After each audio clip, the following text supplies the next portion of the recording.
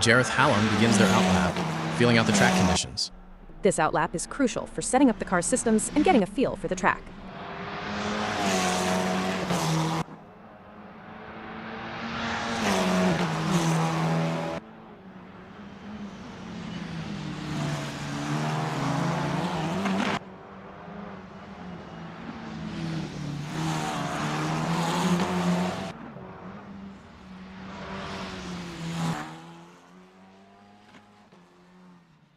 Over 50 minutes left on the clock, and Sten Wallstrom is still sitting in the garage, while the rest of the field puts rubber down.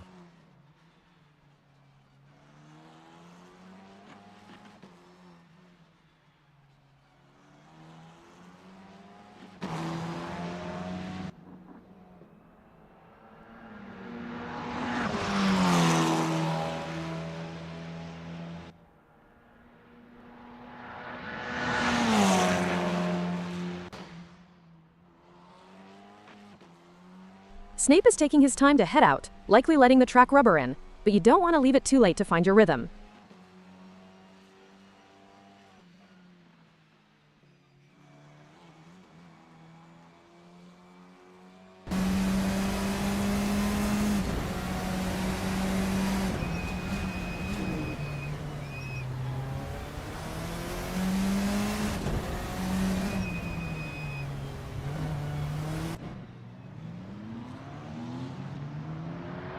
Nigel Walters is the latest driver content to play the waiting game. 50 minutes left to get that setup dialed in. It is a bold strategy. Every lap you miss is a missed opportunity to see how the car reacts to the track temp changes.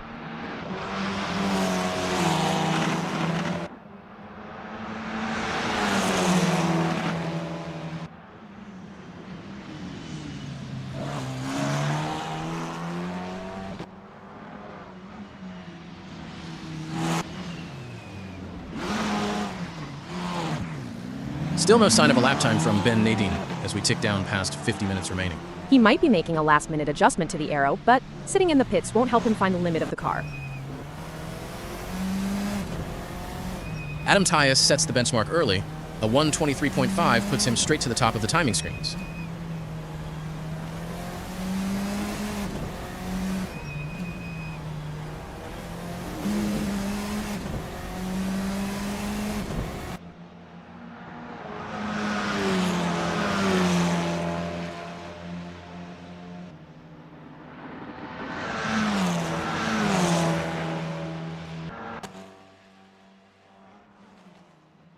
Stokes needs to get moving. That clock is counting down, and Tyus has already shown us what the pace looks like.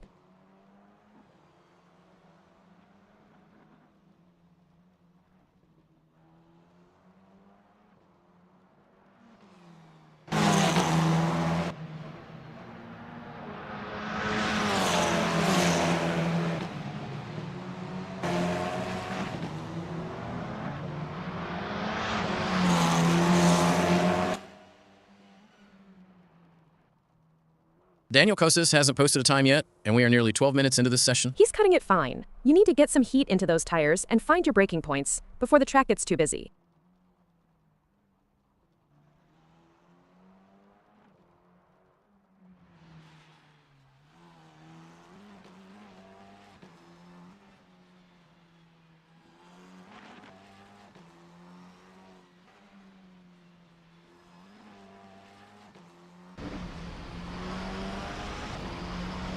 Jareth Hallam slots into fourth place with a 1:24.7, putting himself right in the mix early on.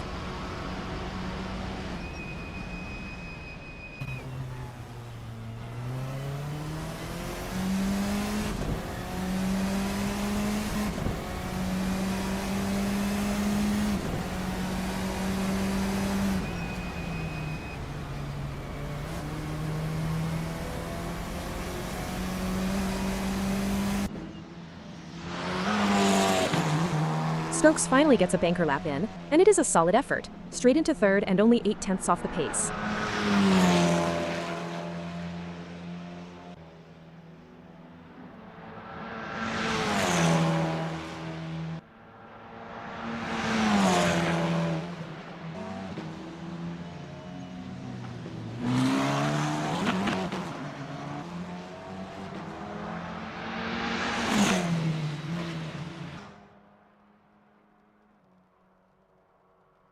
Hallam finds a few more tenths to bring it down to a 124.5, but he actually drops a spot to 5th.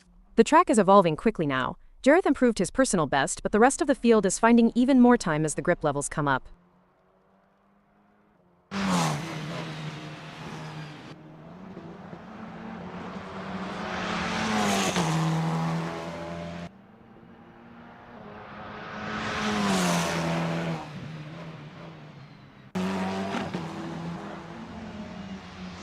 Kosius is still a ghost on the timing screens with less than 47 minutes to go. This is getting critical. If he has a technical gremlin in the garage, his whole weekend prep is going out the window.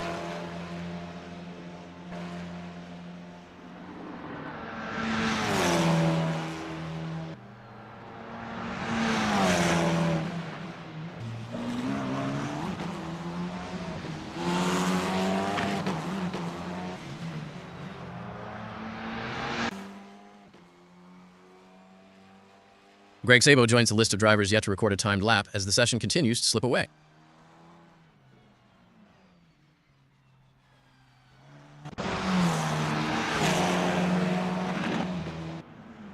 Hallam is chipping away at it, moving back up to 4th.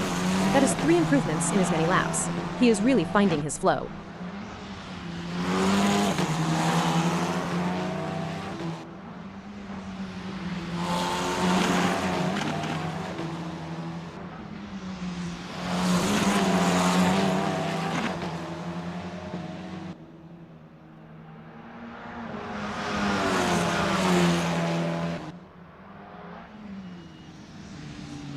Still waiting on Sabo to give us something to look at on the timing tower. You can't simulate track time.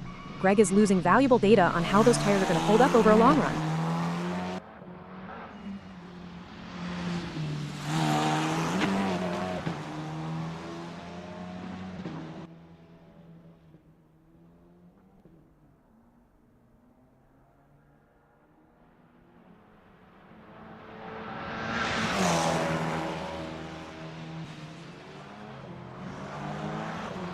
Jareth Hallam holds steady in 4th. That 124.2 is a decent foundation for the rest of his session.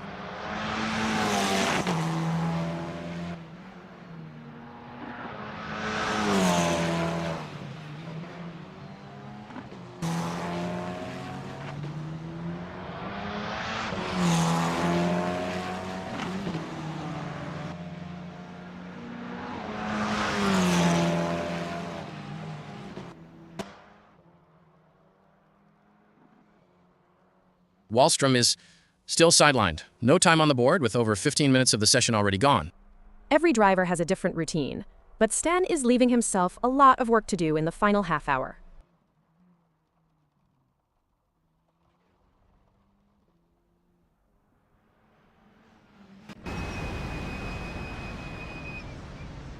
Nigel Walters comes out of nowhere and fires it into second place with a 124 flat. Talk about making an entrance. He waited for the track to come to him, and it paid off immediately.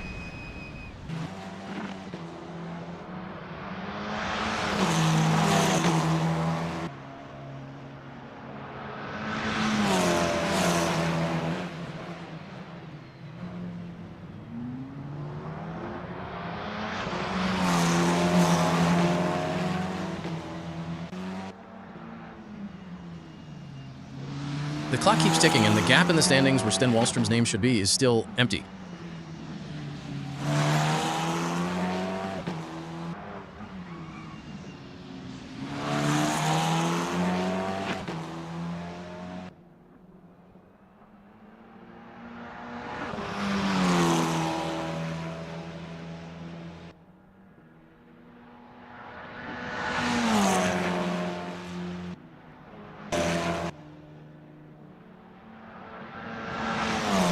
Just found another 2 tenths.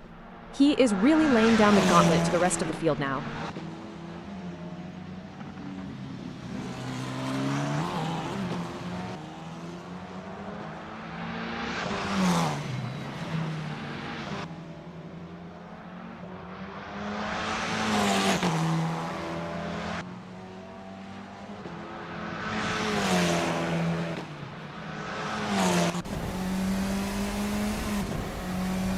Wallstrom is really cutting it fine now.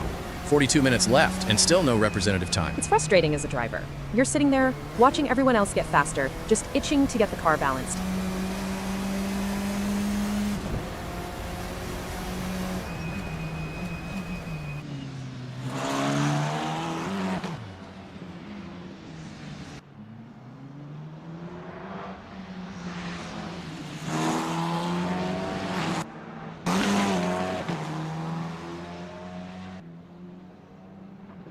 Greg Sabo finally gets on the board, but that 151.1 is well off the pace, leaving him down in 8th.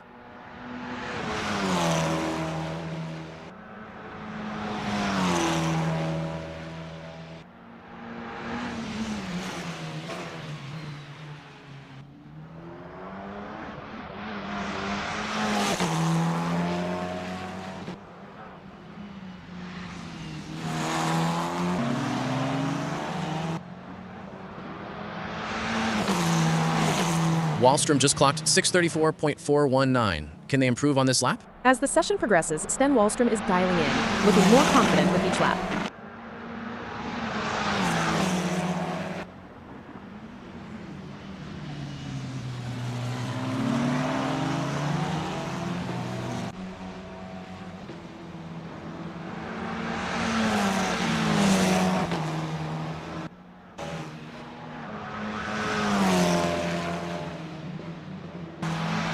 Phil Bodkin has set a best lap time of 1:24.563 so far. Phil is really starting to push now, analyzing every sector for potential improvements.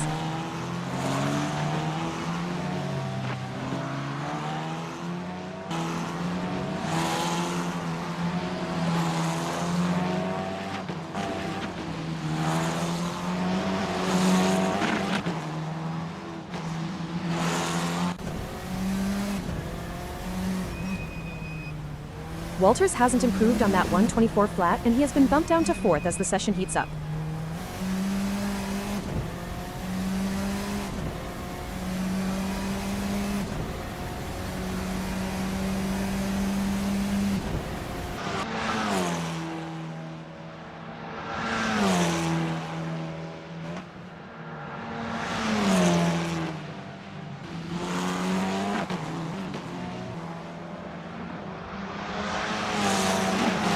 Wallstrom finally posts a time, but a 1:29.3 suggests he's just scrubbing in a set of tires and checking the systems.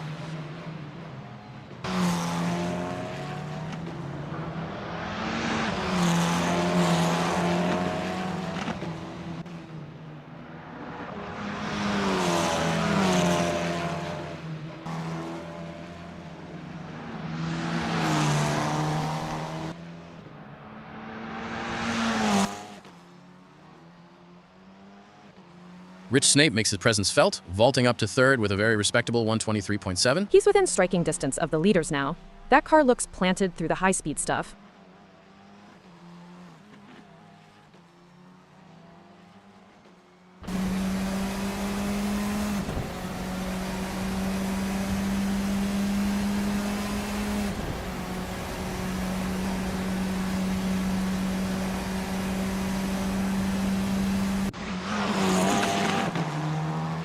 Jimmy Lindo slots into 6th place, clocking a 124.2, which keeps him right in that tight mid-pack battle.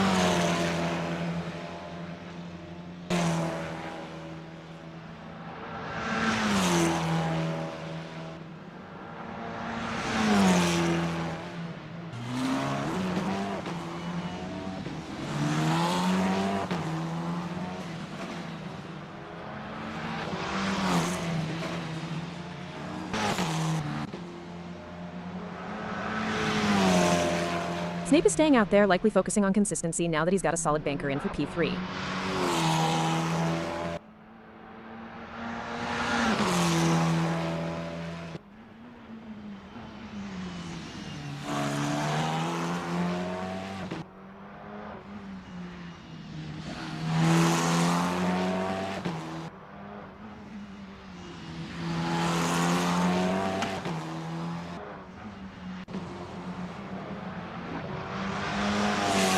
Hallam hasn't found any more time recently, and he slid down to 6th as Lindo and Snape moved up the order.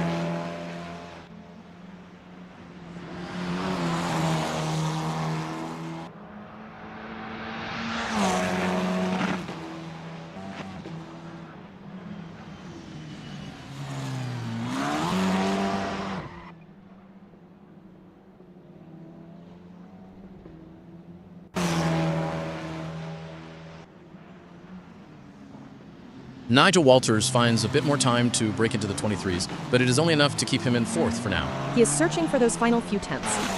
At this level, you are looking for tiny gains in your trail braking to find that extra bit of rotation.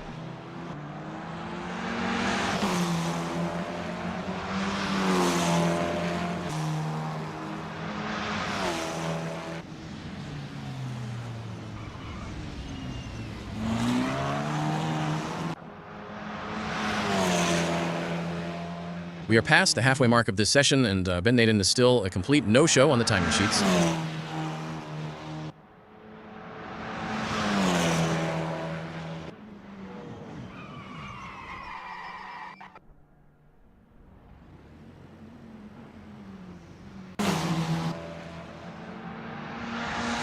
Greg Zebo is starting to find his feet out there, bringing that personal best down to a 126.2. He's still roughly 3 seconds off Tyas at the top, so he's likely working through a heavy fuel load to see how the car balance shifts.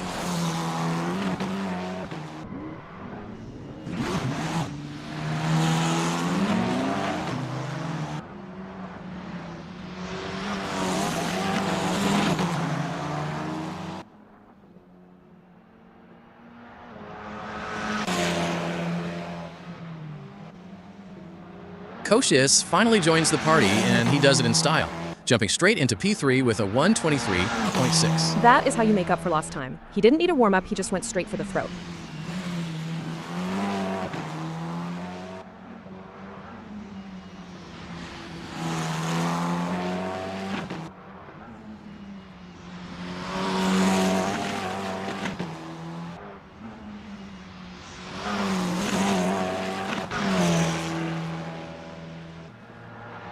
Hallam is still sitting on that 124.2, currently holding on to 6th as the session progresses. He needs to find a response soon. The track is at its quickest right now, and he's just watching the lead pack pull away.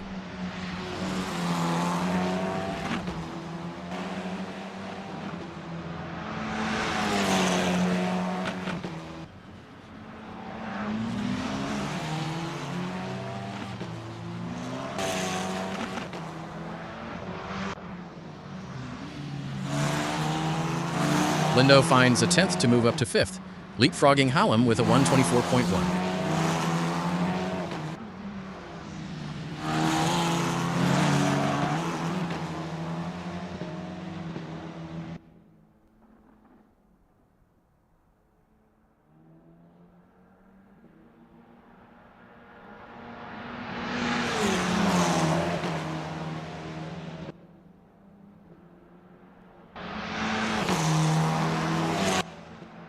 Nigel Walters is on a flyer. He goes second fastest, splitting the gap to Tyas with a very tidy lap.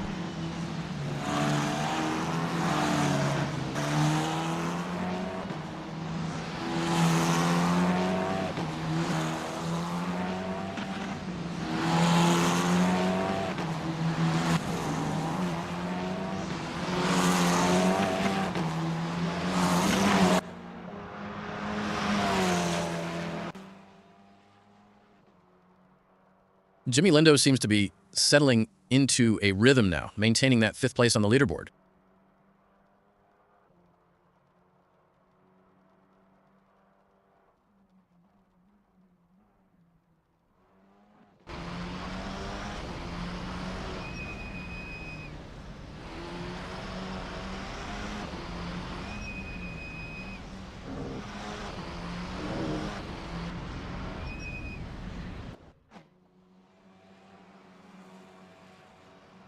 Sabo improves by a single thousandth of a second. Not exactly the leap he was looking for, but every little bit of data helps.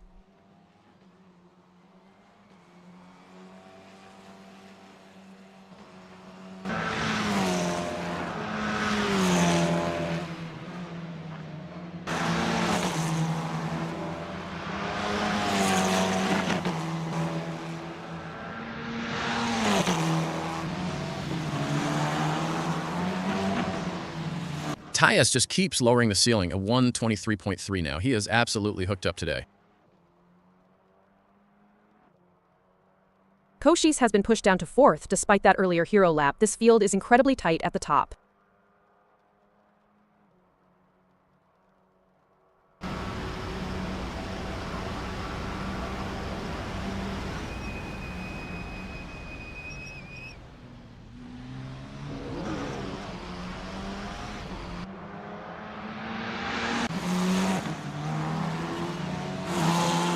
Stokes finds a few more hundredths to snatch fourth away from Kokas. That is a proper battle developing for the second row. Walters is holding firm in second, about 2/10 off the top spot. He's definitely got the pace. If he can just tidy up that final sector, he might give Tyus something to worry about.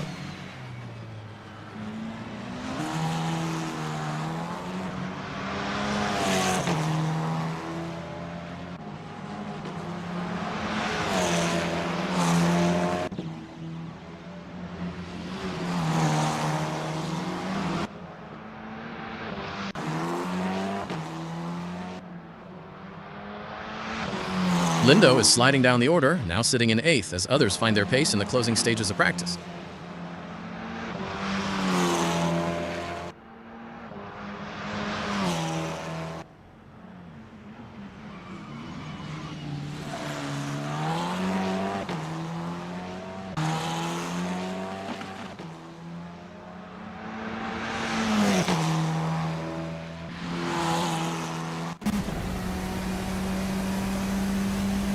Szabo is down in 10th now, with half an hour remaining. He's really struggling to find that qualifying spec speed. I wonder if he's focusing entirely on his race trim instead.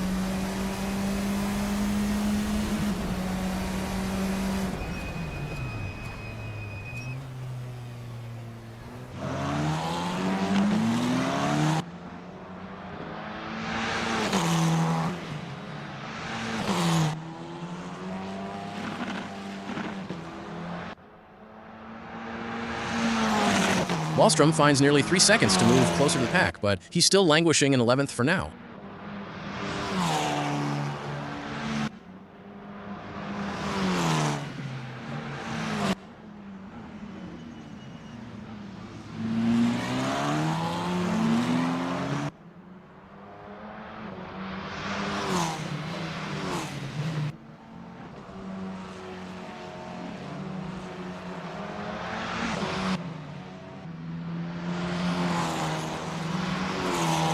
Now, several laps into the session, Jareth Hallam looks to refine their line and timing.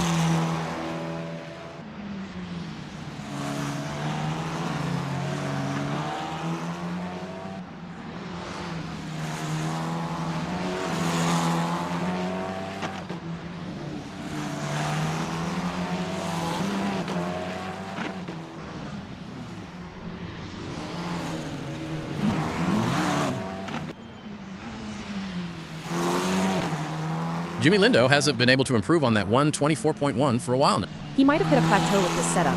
Sometimes you just have to pit, reset the pressures, and try a different approach.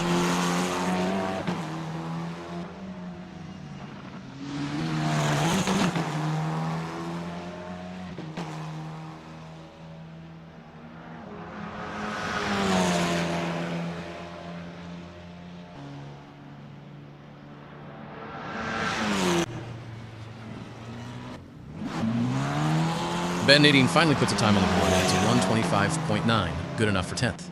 It's a start. He's got 28 minutes to bridge that 2-second gap to the leaders, which is a mountain to climb in this company.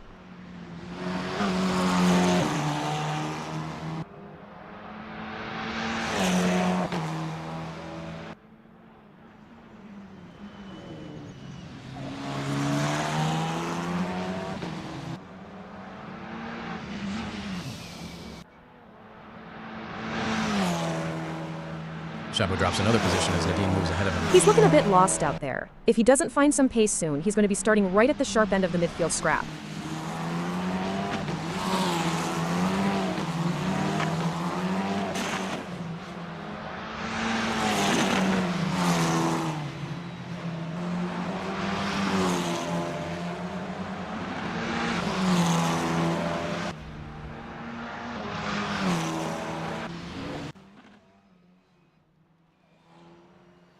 Hallam finds a massive chunk of time, getting down into the 23s, yet he stays in 6th because the pace at the front is just relentless.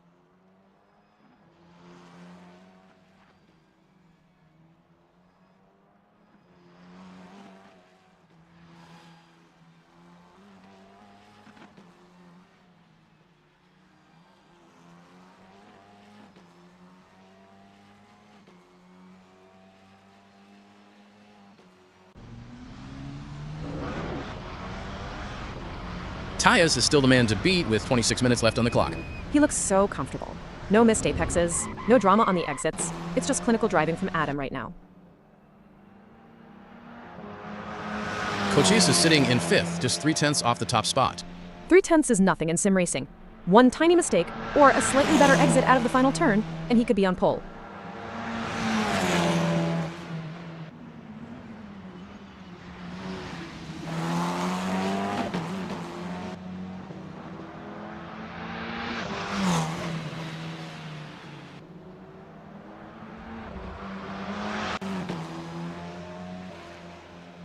Snate finds himself pushed down to 7th as the times continue to tumble across the board.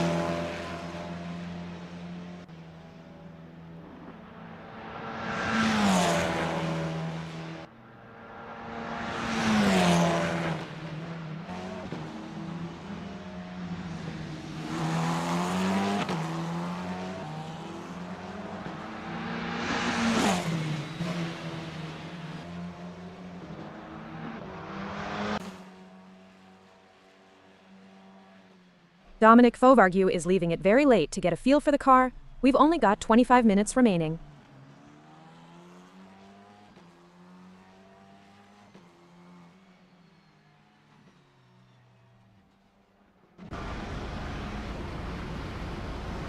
Add Nico Vaughn to the list of late arrivals to the timing screen today.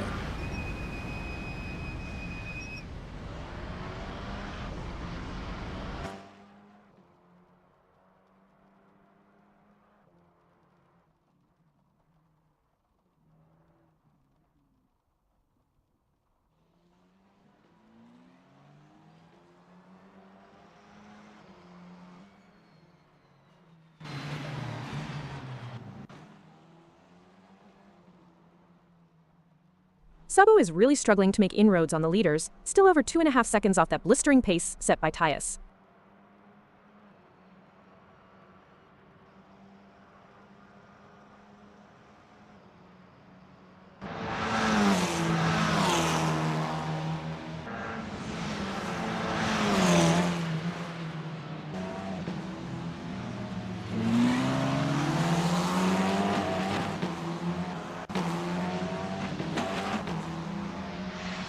Hallam remains in 6th. He's got the pace, but just needs that extra half-tenth to jump into the top 5.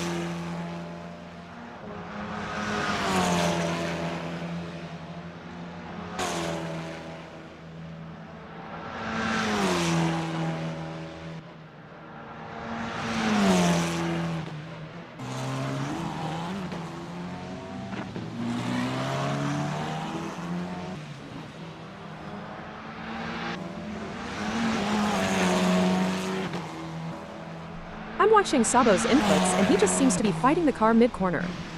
That understeer is killing his lap times.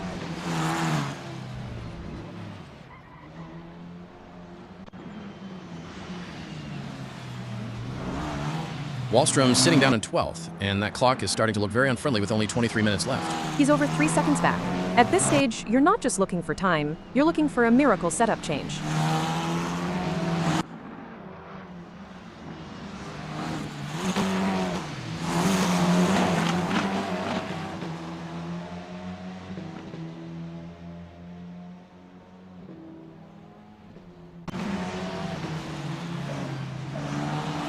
Robert Cormack is another driver who has yet to show his hand as we enter the final 23 minutes of practice.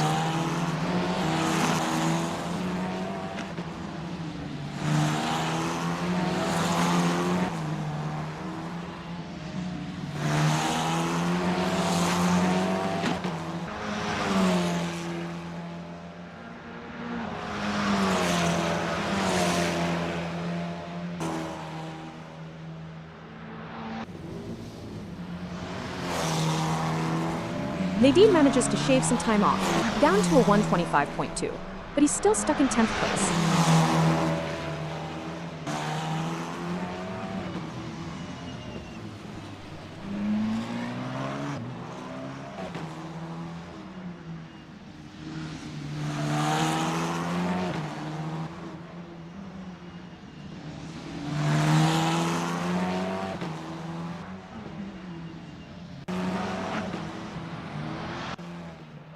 Szabo drops another spot to 12th. He is going backwards at the moment. He needs to head back to the pits and rethink the strategy.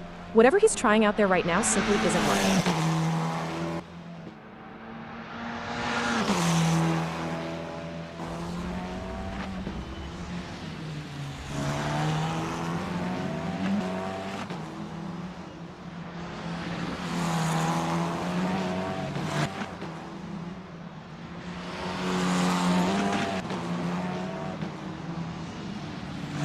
Nico Vaughn gets his first timed lap on the board. A 1:27.2 puts him in 14th.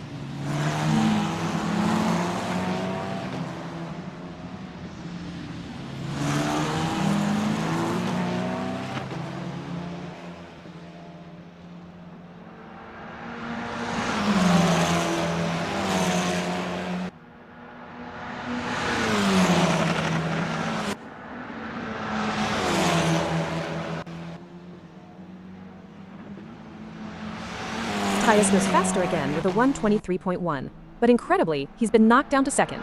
The pace is electric.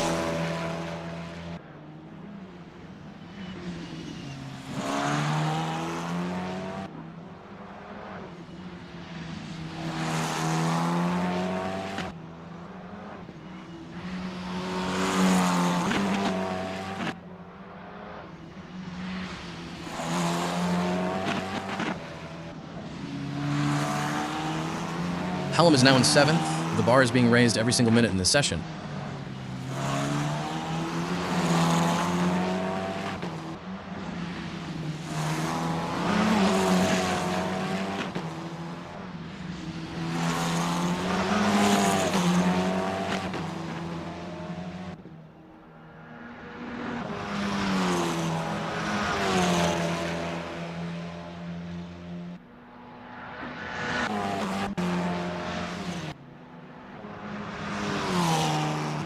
Tyus won't be happy about being in second. I expect he's out there right now, pushing those tires to the absolute limit to reclaim the top spot. Wallstrom is drifting down the order, now sitting in 13th, as the session enters its final 20 minutes. He's still 3 seconds off. When you're that far back, the car usually feels like it's on ice. He needs to find some mechanical grip and fast. Van Naden dips into the 24s, a solid improvement, but it doesn't move the needle on his 10th place standing.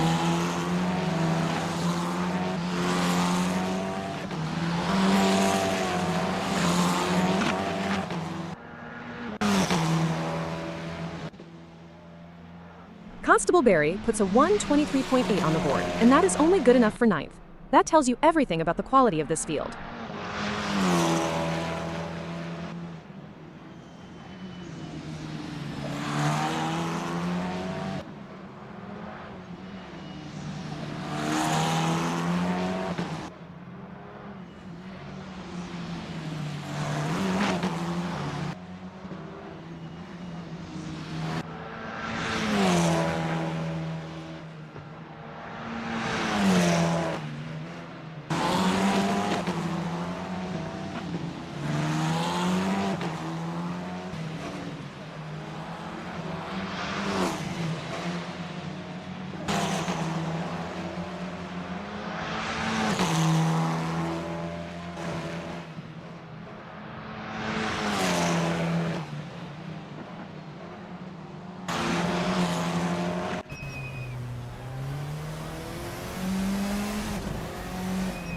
Nadine slips to 11th now, despite having improved his personal best just moments ago.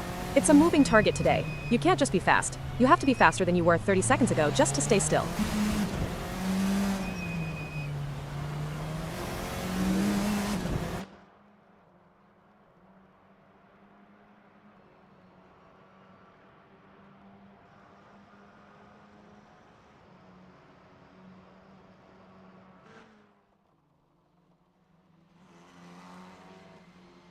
Robert Cormack finally sets a time, but he's a long way back in 16th place. That's nearly 6 seconds off the pace. He's likely just checking that the wheel and pedals are calibrated correctly before a proper run. Wallstrom continues his descent down the timing tower, currently P15, with 17 minutes remaining.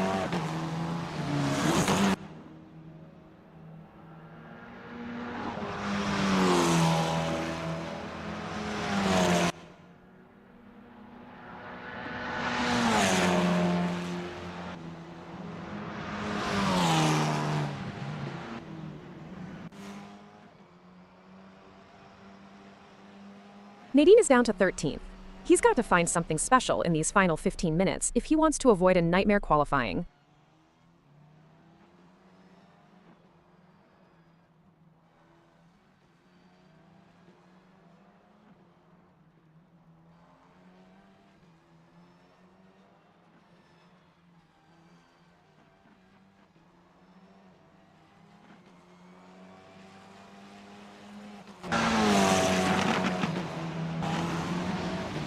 Gareth Hallam is now down in 9th place, even with a very respectable 1:23.6. The competition is brutal. In my day, a lap like that would have put you comfortably on the front row. But these guys are just on another level.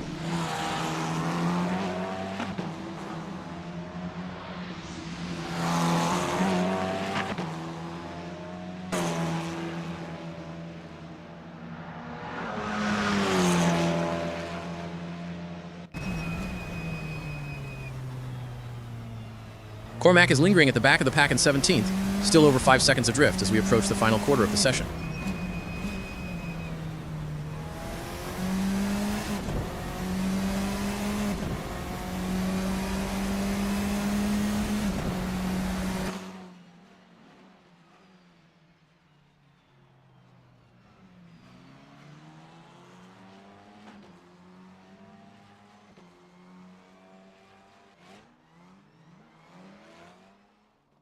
David Constable Barry clocks a 1:23.8, which leaves him sitting in 11th. He's only 7/10 off the lead, yet he's out of the top 10. This grid is going to be absolutely stacked.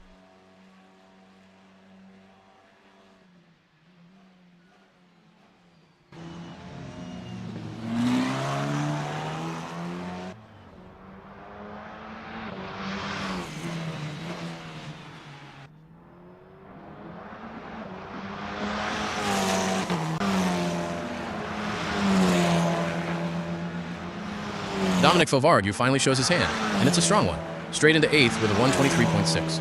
He really waited until the track was at its absolute best. That's a clever way to save your tires while still getting a feel for the ultimate grip.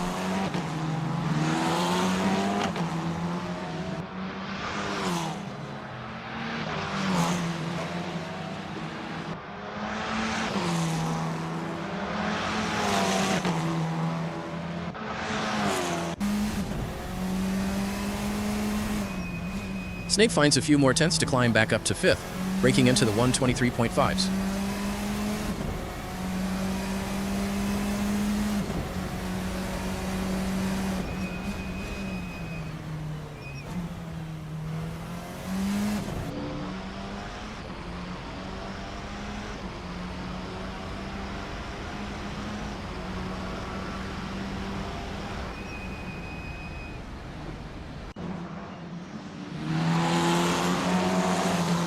Nadine is falling further back, now 14th.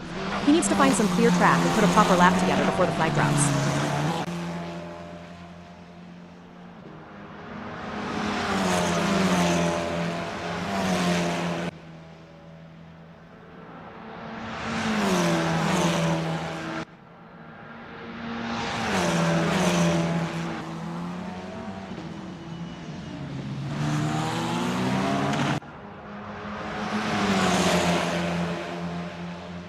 Cormac finds over 2 seconds on that last run, but it's not enough to move him up from 17th. He's making progress, but he's still a long way from the midfield.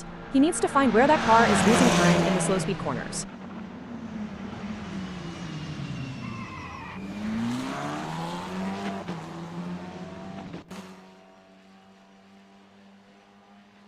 Phil Bodkin rockets into 3rd.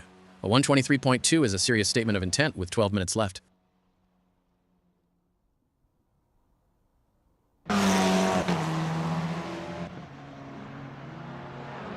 Vaughn finds some pace to move into the 25s, currently holding 15th. He's still about 2 seconds off Bodkin and the leaders. He's got to get that car rotated better if he wants to climb any higher.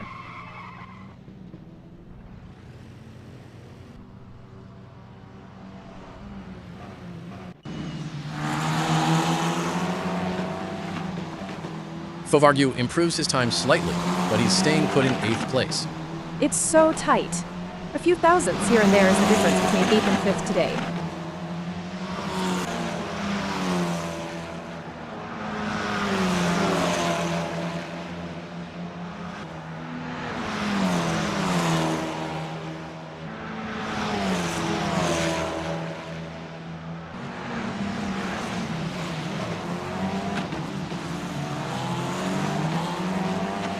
Kosis is being shuffled down the order, now sitting in 9th as we head into the final 10 minutes. He hasn't improved since his first big lap.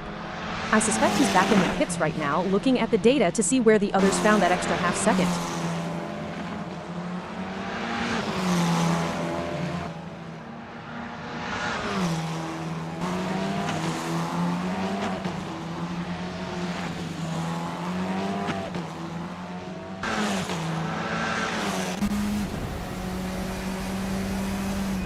Bovarg holds on to 8th for now. 10 minutes left to make another move up the standings.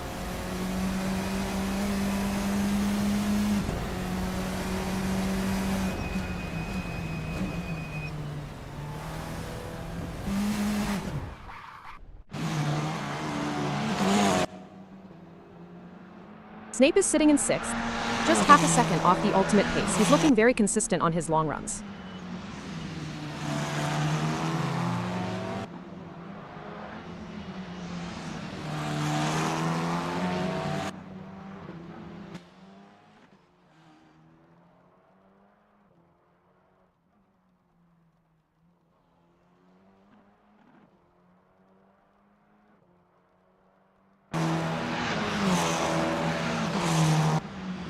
Szabo finds a huge chunk of time to get into the 24s, moving up to 13th. That is much better from Greg. He finally looks like he's got the car under control through the high-speed sections. David Coswellberry breaks into the top 10 with a 1:23.7, less than 10 minutes remaining.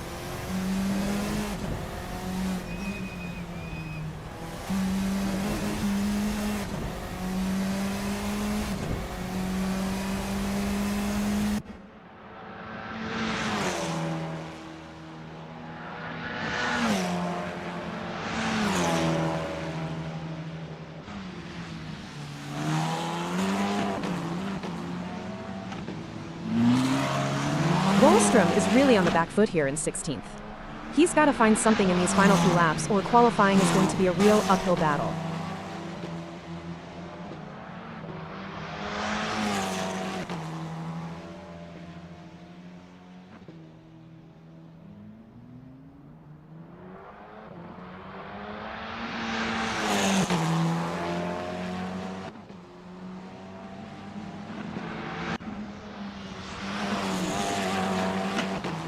Snape remains in 6th, still searching for those elusive few tenths to break into the top 3.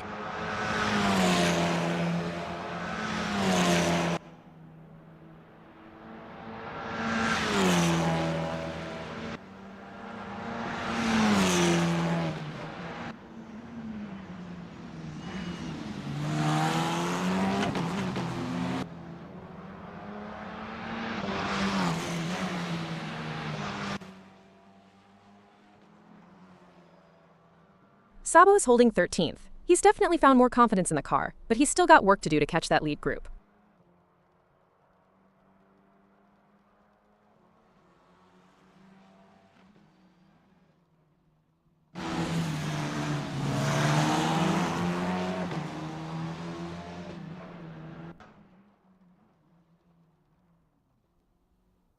Kokexis is still in 9th. He'll be wanting to put in one more hot lap before this session concludes.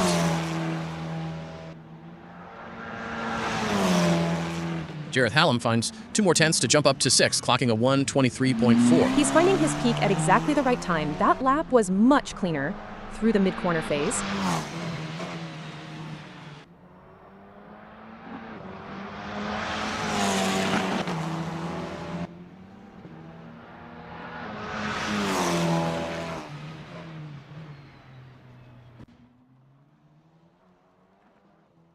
Szabo is still in 13th as we approach the final 5 minutes of practice.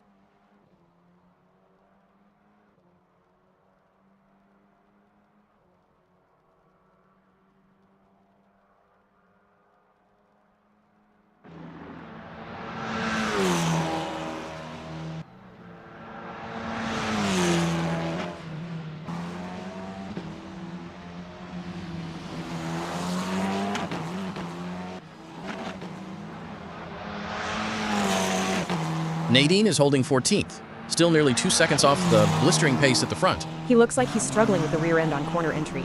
If you can't trust the back of the car, you're never going to carry the speed you need.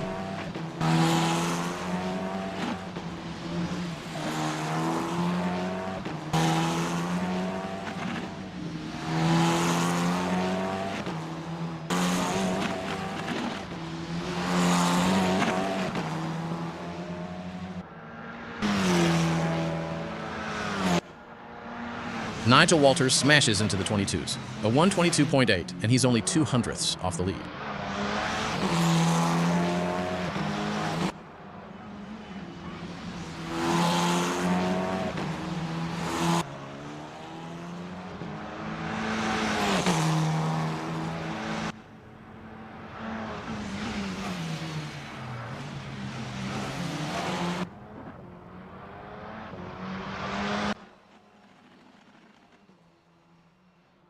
Nadine is still stuck in 14th. He's got to find a way to unlock that extra pace before the session ends.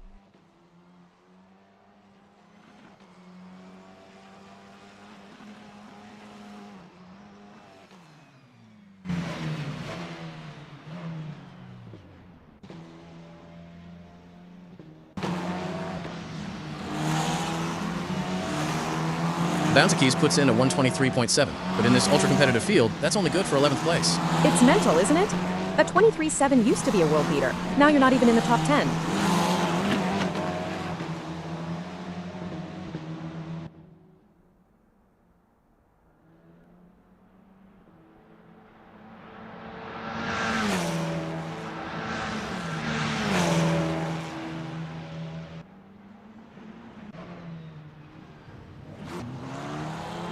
Kuchos is barely hanging on to a top 10 spot as we enter the final 4 minutes.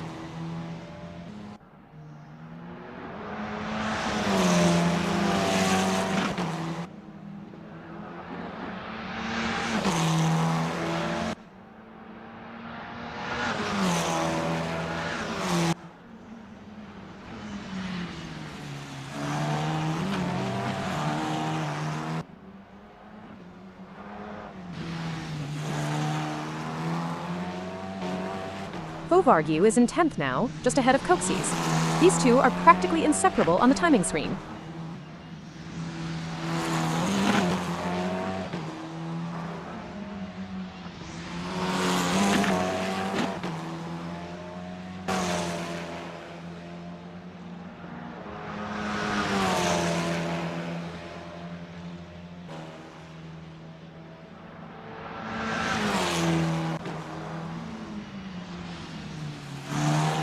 Kostas responds. He finds 0.2 to move up to 8th with a 123.4. Great timing. He needed that to get some confidence back before we head into the business end of the weekend.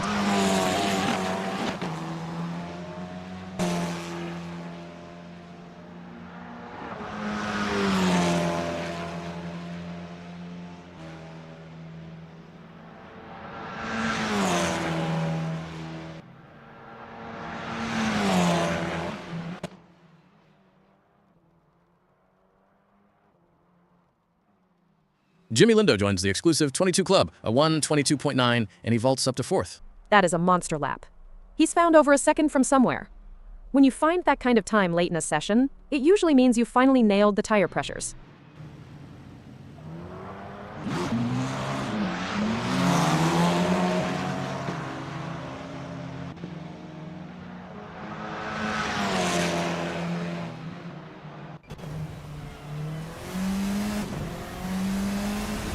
Neil Constable Barry is down in 12th as we approach the final 2 minutes of practice. He's less than a second off the lead, but in this field, that might as well be a mile. Every tiny detail matters now.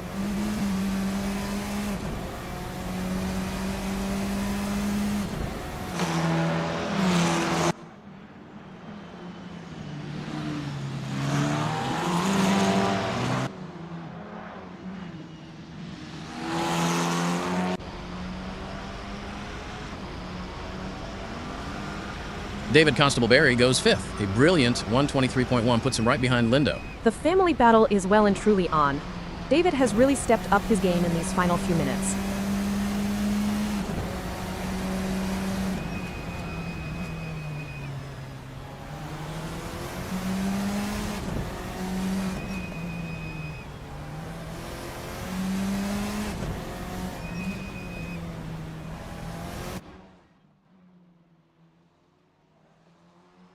Vaughn finds half a second to get into the 24s, but he's still holding 14th place. He's improving, but the pace at the front is just moving away from him. It's a tough day at the office for Nico.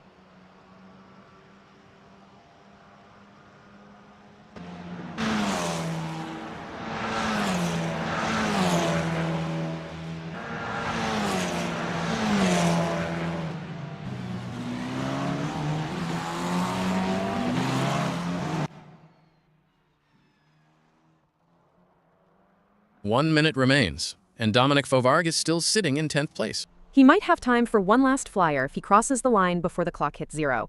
It's now or never.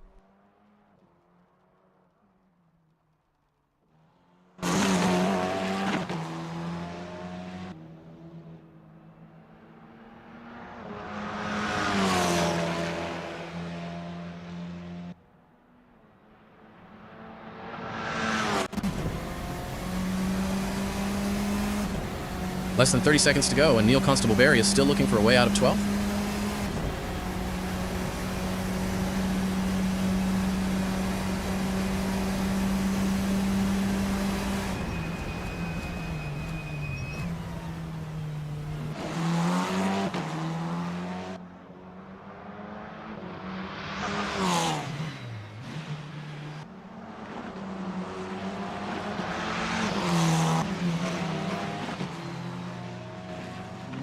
Three seconds left. Jimmy Lindo is going to finish the session in a very strong 4th position. He should be very happy with that. Breaking into the 22s right at the death shows he's got the pace when it counts.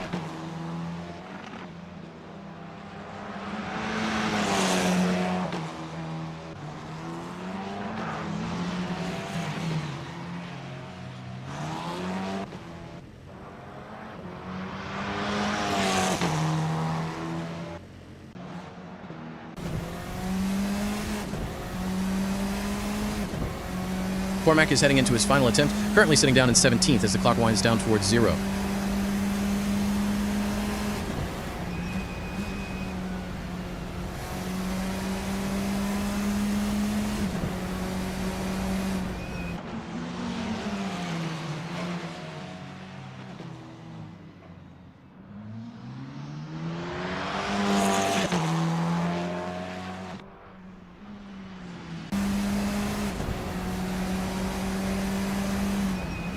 Ben Naden is falling down the order at the worst possible time, now sitting in 15th with barely a minute left. He looks like he's overdriving. When you're desperate to find time, you start missing apexes, and it just snowballs. He needs to calm it down.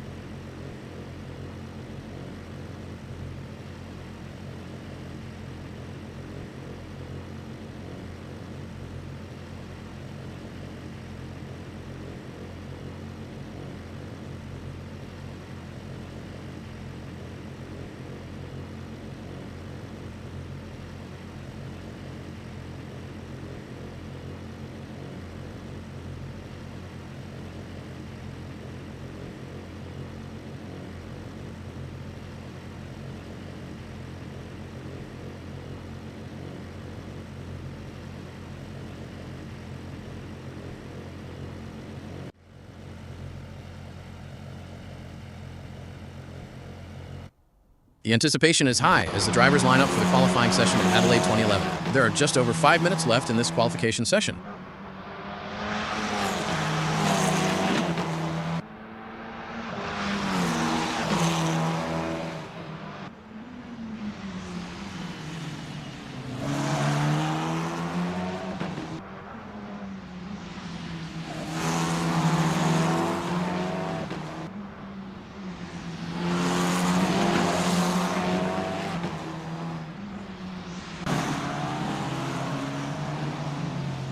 Five minutes and change left on the clock, and Nico Vaughn is still biding his time in the garage while the rest of the field burns through their first sets of rubber.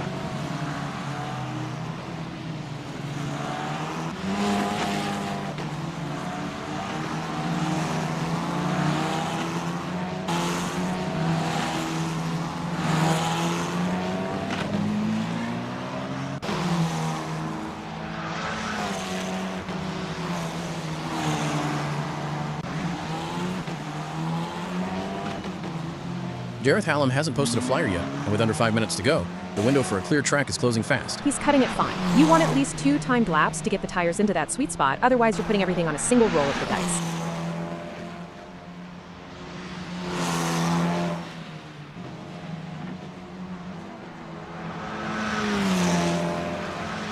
Daniel Coaches is still a ghost on the timing screens, with less than 4.5 minutes to make it count. He needs to get moving. If he catches a yellow flag or gets held up in traffic now, he's starting at the back of the grid. It's a massive gamble.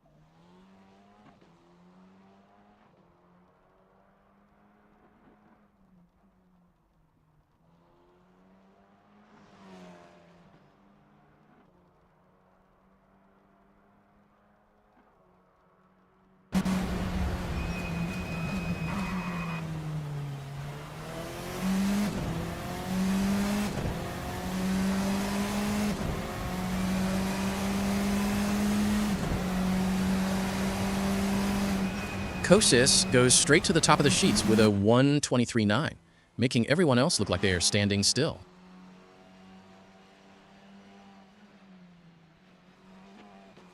You can feel the tension building. Lindo is out on track and getting ready to push for their qualifying time. These are the moments that really matter. Let's see if Jimmy Lindo can deliver.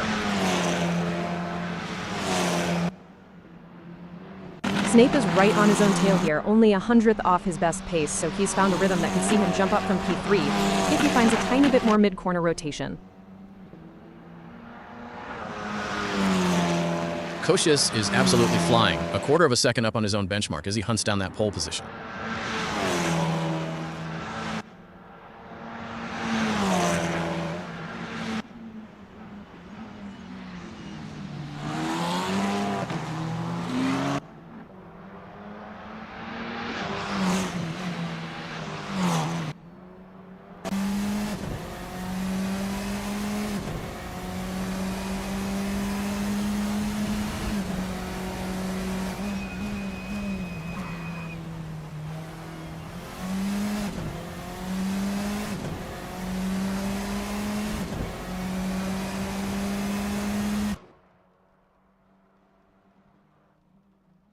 Kocaps finds another 2/10 to reclaim the top spot. That is a clinical 1:23.7 that lays down a massive challenge for the rest of the field.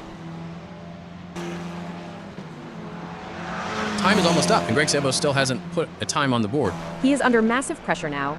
One mistake, one wide moment, and he is starting from the back of the pack. There is zero margin for error with 90 seconds left. Rich Snape is holding onto that provisional pole by his fingernails, currently just 300ths off his best pace as the clock ticks down. He's extracting every bit of grip from those tires, but staying this consistent is incredibly tough when you know Kosis is breathing down your neck. Fovarg is on a tear. He's nearly a full second up on his personal best as we enter the final minute of the session. He's been hiding that pace somewhere. If he keeps this tidy through the final sector, he's going to rocket up from 12th and really shake up the mid-grid.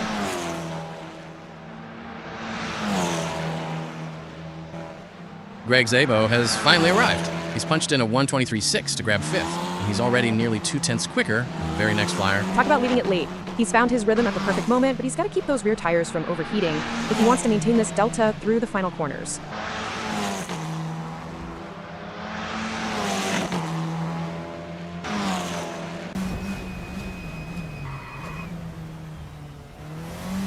Jimmy Lindo is finding time right when it matters, nearly 2/10 up as the final seconds of qualifying bleed away.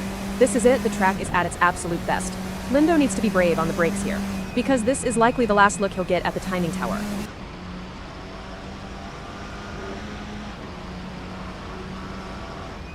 The clock has hit 0, but Phil Bodkin isn't finished yet. He is absolutely flying and half a second up on his best time. He is hauling that car through the final sequence. This is a massive improvement. He could jump 4 or 5 spots if he just nails the exit onto the straight.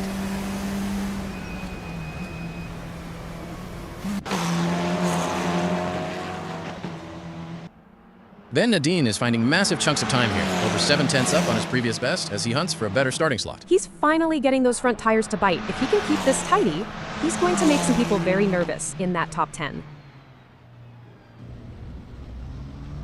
Adam Tyus is on an absolute mission, carving half a second out of his best time and looking to vault up from 11th.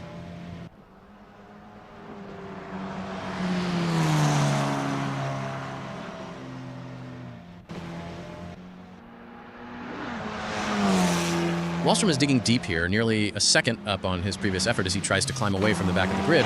He needs this. He's been struggling to find the apexes, but that delta shows he's finally got the car settled and is attacking the track with some real confidence now. Butakis is finding more pace, 3/10 up and looking to break into that top 5 battle as we head into the final minute.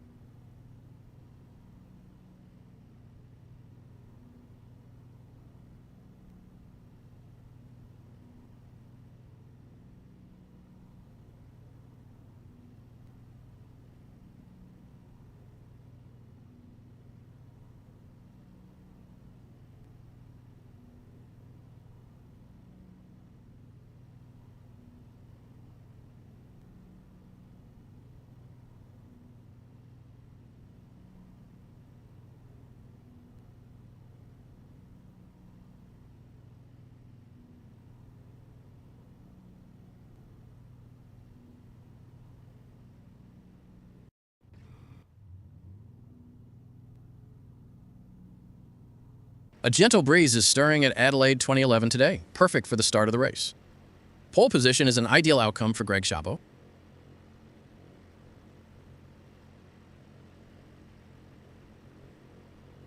Adam Tyus is sitting pretty on the front row, and seeing an AM class driver mixing it up with the big guns in that RSS4 is exactly why we tune in. Bodkin is right behind Tyus, giving us an all-AM second and third. He's got a massive opportunity to jump the leaders if his reaction time is on point today. Dominic Fovargu rounds out that second row in the RSS4, looking to spoil the party for the 2 AMs ahead of him. Fovarg will be aggressive. In a Pro-Am position like that, you aren't thinking about points, you're thinking about how late you can break into turn 1 to snatch a podium spot early.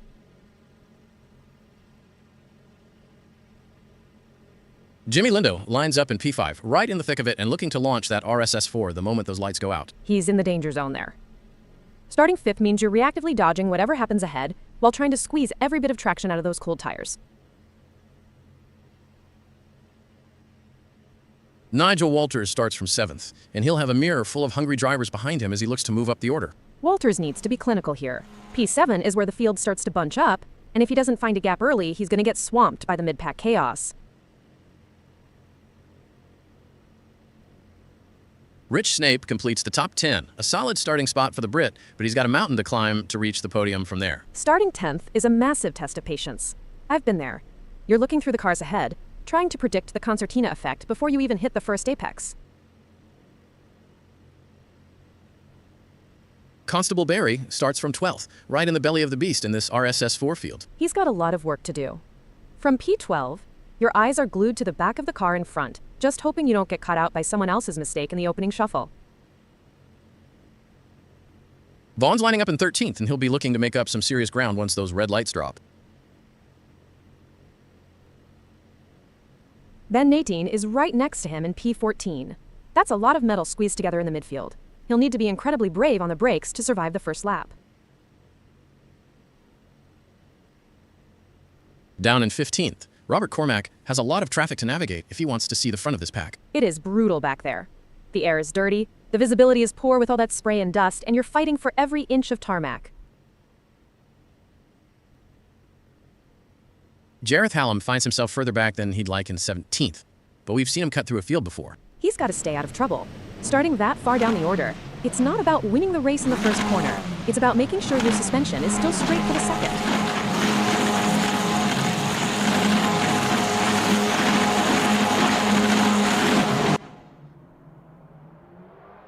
Green, green, green! They're screaming away from the line, and it's a frantic dash to the first braking zone.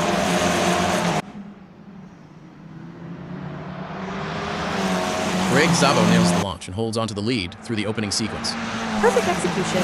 He didn't get bogged down, covered the line well, and now he can focus on building that crucial 1 second gap to break the slipstream.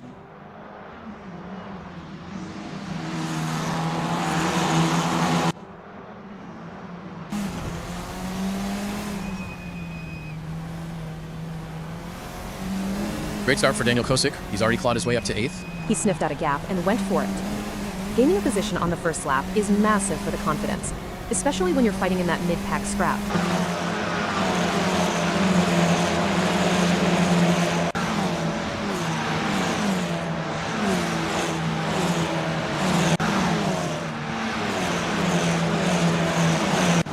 Kosick is on the move.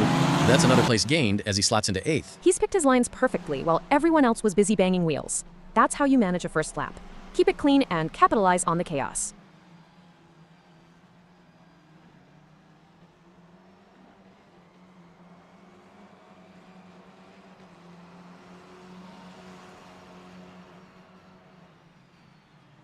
A great start to the race there from Hallam. That's really going to put the cat among the pigeons. Yeah, a great start. Now Hallam just needs to keep it together and keep out of trouble. That certainly gives Hallam an early advantage. Let's see if they can put it to good use. Fovargue is practically glued to the gearbox of Bodkin, just 2/10 of it as they hunt down the leaders. Fovargue has made the move on Bodkin. He's up into 3rd and he is not letting Tyus breathe. Only 3/10 back now.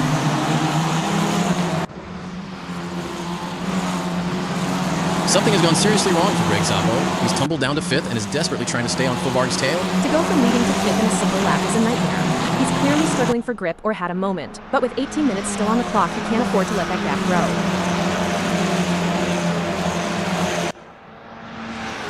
Szabo is still bleeding time out there. He's just dropped another spot to 6th. The wheels are coming off for him mentally right now. Half a second to Dominic Fovargue ahead. He needs to settle down, hit his marks, and stop the slide before he loses the lead pack entirely. Snape's dropped a few spots from where he started, and he's now stalking Walters, just 4/10 between them.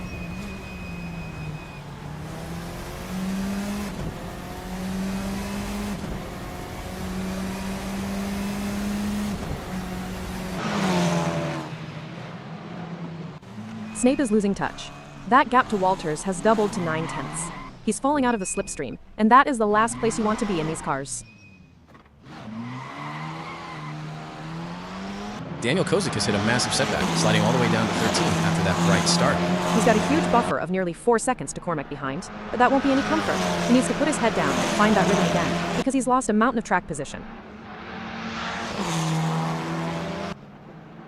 That's better from Kosic. He's clawed back 2 positions to 11th, though Cormac has closed that gap down to just over a second.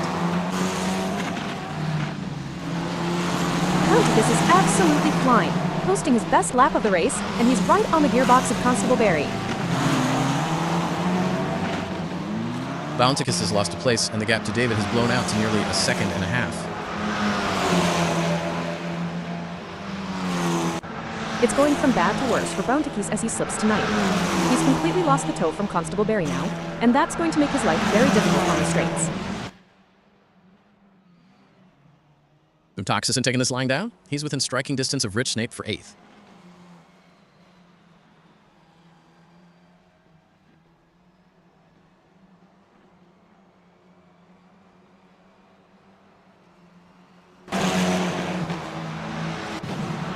Bounticus is trying everything to find a way past Snape, but the gap has just widened slightly to half a second. He's overdriving it a bit. You can see him missing the apexes trying to force a move, and that's exactly how Snape is managing to eke out this small advantage. Cormac is glued to the back of Nadin's RSS4, looking to make a move for 14th.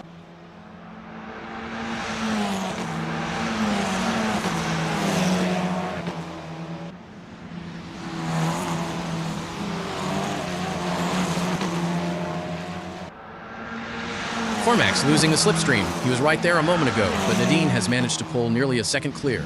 In these cars, once you lose that magic toe, it feels like you've deployed a parachute. Robert's going to have to work twice as hard now to bridge that gap again. Fovargu is absolutely relentless, hounding the back of Phil Bodkin for that second place spot. He just set his personal best, a 1 minute, 23 seconds, and 7 milliseconds.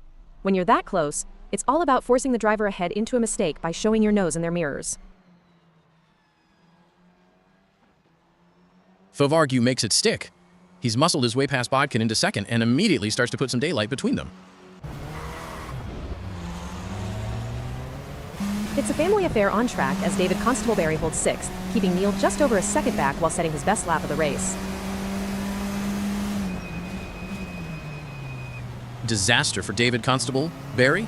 He's plummeted to 9th while Neil has disappeared up the road. He's lost 3 places in a heartbeat.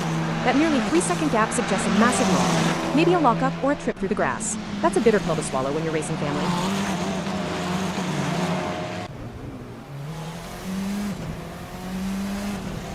What on earth has happened to Fovarg? He was fighting for second, and now he's tumbled all the way down to 7th. That is a massive shock. To lose that many positions in one lap usually means a spin or a trip to the scenery.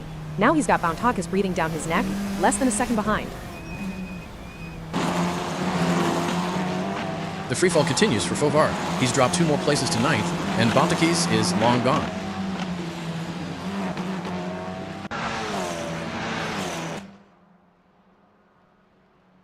Snape is making some serious moves. He's up into 6th, and he's got Neil Constable Barry right in his crosshairs.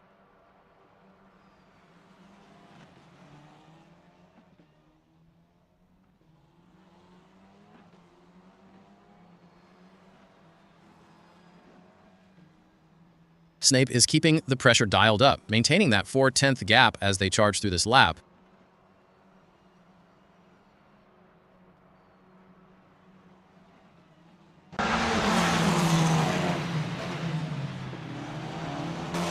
Jareth Hallam is practically looking into the cockpit of Nadine's car. He is that close to finding a way through. He's definitely the faster car right now, but being tucked up that close into the corners makes the front end of these RSS4s wash out. He needs to find some clean air to get the car rotated.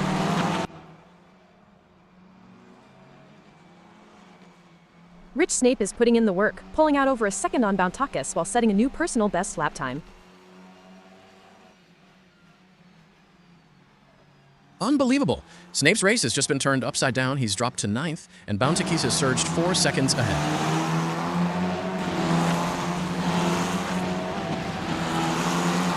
I have to say, the volatility in this midfield is unlike anything we've seen all season. 1 minute you're hunting a podium, the next you're fighting to stay in the top 10. It's the nature of these cars, Hal. In an RSS4, the slipstream is so powerful that if you make even a tiny mistake and lose that toe, You're a sitting duck on the straights. We've seen it with Snape and Fovard just now. Huge drops in track position. It's gotta be mentally draining to watch the pack just pull away like that. It's soul-crushing. I remember a race at Silverstone where I missed a gear once coming onto the Wellington Straight. I lost 3 places before I even reached Brooklands. You feel helpless. And you can't just overdrive to make it back, can you? That usually just leads to more mistakes, more tire deg, and more frustration. Exactly. You have to reset, find your marks again, and wait for the race to come back to you. With 12 minutes left, there's still plenty of time for more drama.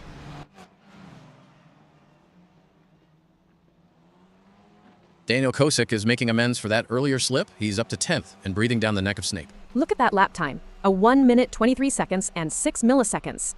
He's the fastest man in this section of the pack right now. If he keeps this up, Snape won't be able to hold him off for long.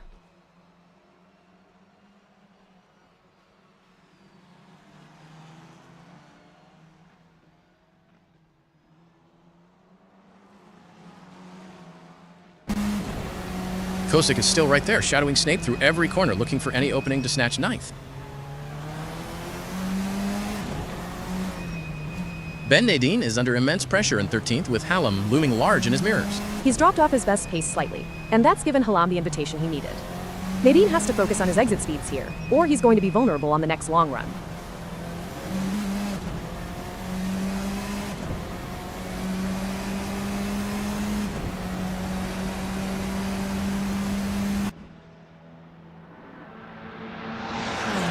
Hallam is practically underneath Nadine's rear wing now. Just a 10th separates them as they battle for 13th. Hallam is sniffing a move here. He's so close he could reach out and touch Nadine's gearbox.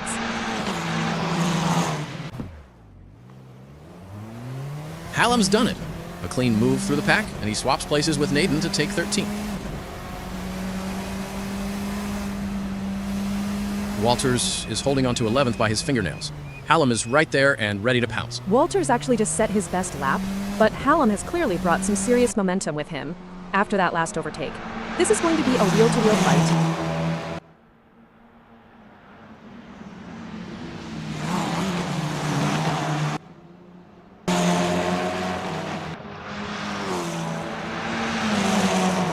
Wait, Hallam has dropped back behind Nadine again. He's in 13th and looking to repass immediately. This is a proper seesaw battle. Hallam must have outbraked himself or had a poor exit. And in these cars, that's all it takes for the guy behind to vault back past.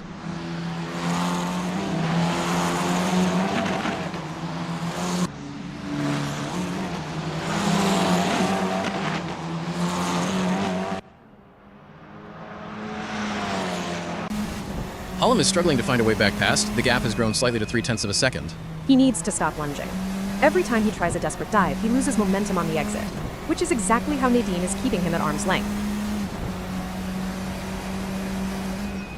Sabo has fought his way back up to 4th, and he's all over the back of Neil Constable Barry for a spot on the podium.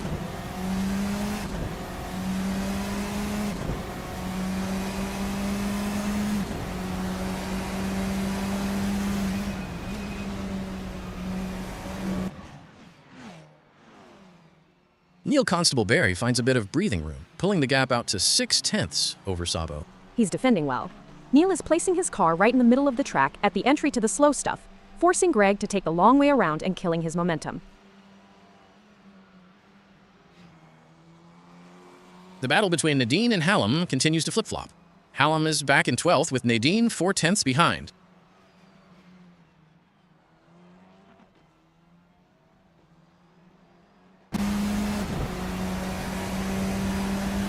Sabo is turning up the heat with his fastest lap yet, stalking Neil Constable Barry's rear wing with just 0.3 between them.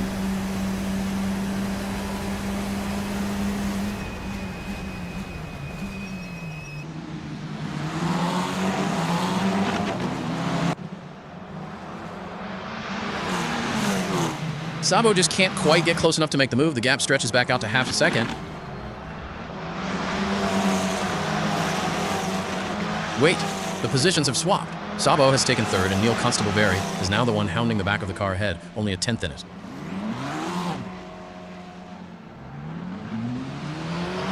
Total heartbreak for Neil Constable Barry.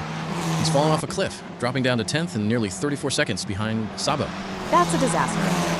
To go from a podium battle to 30+ seconds back means a huge error, a spin, or maybe even contact. His race for the podium is effectively over with that much time lost.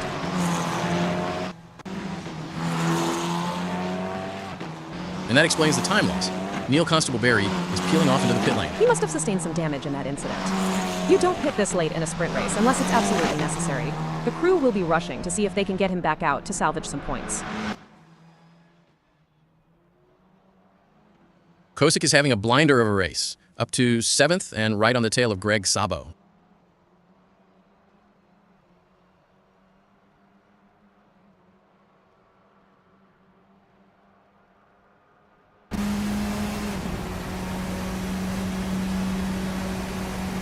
Kosick is keeping him honest. 4/10 is still very much in the tow zone, and he's just waiting for Szabo to blink.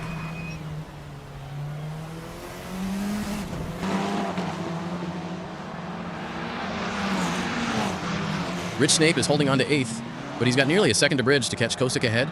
He needs to focus on his own race now. He's dropped a bit of pace since that early charge, and with 6 minutes left, he needs to protect the tires and make sure he doesn't fall into the clutches of the cars behind.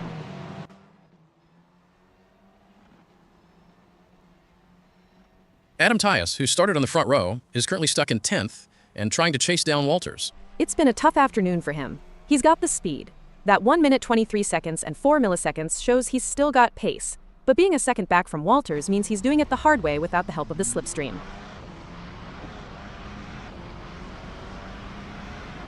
Snape has climbed up to 7th, but Greg Szabo is practically inside his exhaust pipe. This is a classic defensive masterclass from Snape right now. He's got a 1/10 of a second buffer, which is basically nothing at these speeds. One missed apex, and Szabo will be through.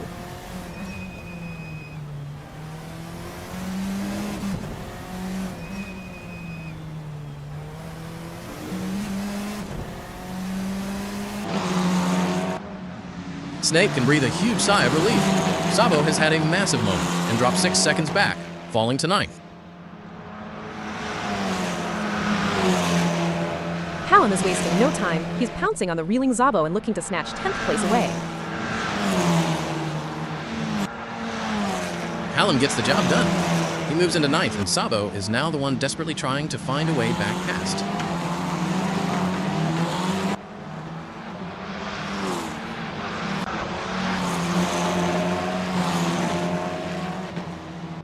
David Constable Barry is absolutely flying. He's just put in his best lap of the race, and he's within half a second of Bountekeese and that final podium spot. He's found another gear late in this race. That 1 minute 23 seconds and 2 milliseconds is seriously impressive pace this late on worn tires. He's taking huge chunks out of the gap every single sector.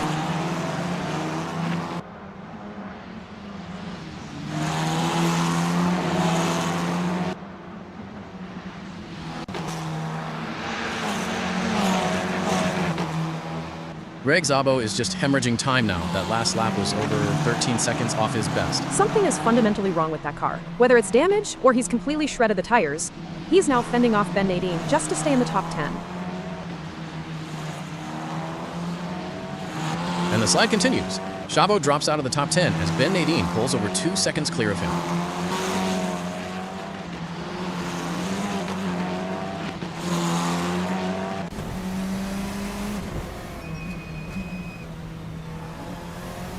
DCB is running 4th. They're trying to catch John Boontekies.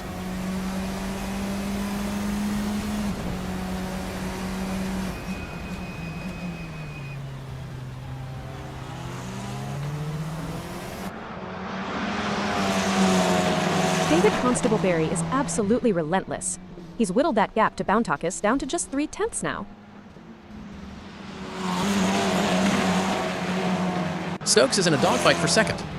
Bountekeese is right there, just a 1/10 of a second behind as they start lap 12.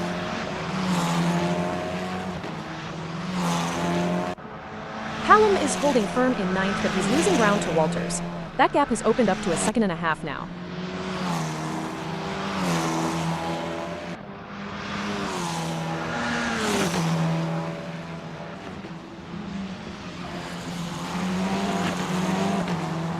Hallam's not giving up. He's just shaved half a second off that gap to Walters.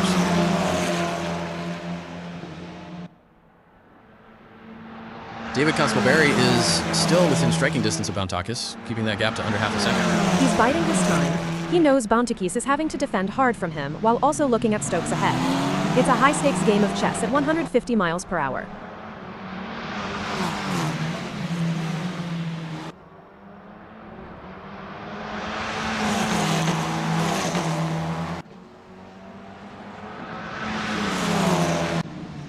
He's inching closer.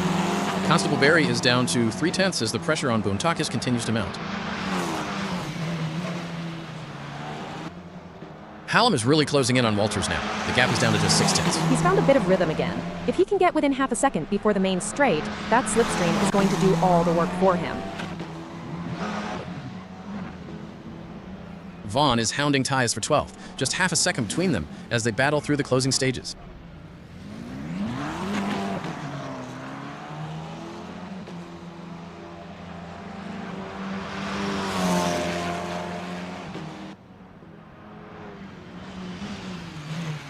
Vaughn has fallen away completely.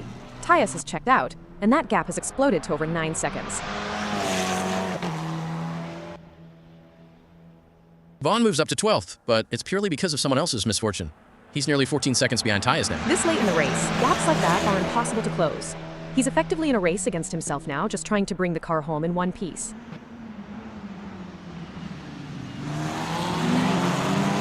David Constable Barry has broken on to the podium. He's up to 3rd, but Fovarg is right there, only 4/10 back. Fovarg has made an incredible recovery to get back into the podium. David is going to have to drive the widest car in the world for these final laps to keep that trophy.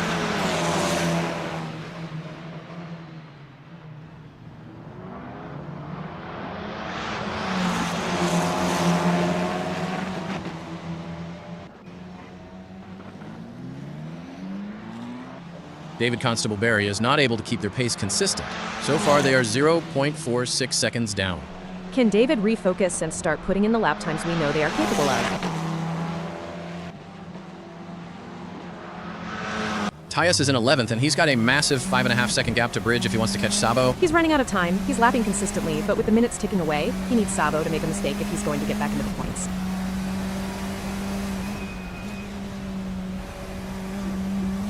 Well, it doesn't look like Sabo is going to be much of a threat to anyone soon, let alone Ben.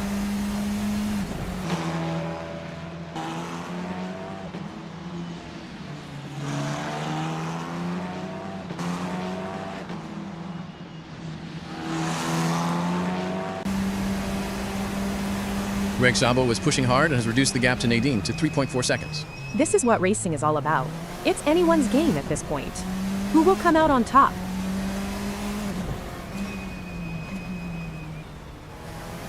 Fovarg has done it. He snatched 3rd place back from Constable Barry, but it's a tail-to-nose battle with only a 10th between them. This is world-class racing. They're swapping positions like it's the first lap, not the 14th.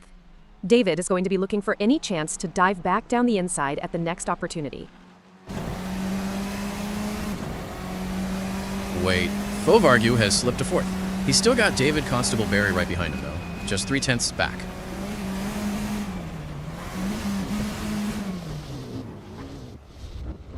It's a classic case of chasing down the car ahead for Daddy Dave, who is currently in P4. But Dominic Fovarg is not making it easy, and the gap remains over a second. This will require some expert driving from David Constable Barry.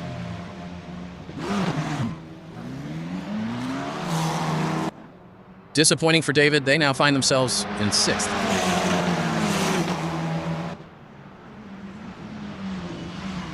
Tough break for Constable Barry, who has just lost a position. David Constable Barry has tumbled down to 7th, and he's now under heavy fire from Hallam. 2/10. That drop in position suggests a major error, and his pace has fallen off a cliff compared to his best. He's vulnerable right now, and Hallam knows it.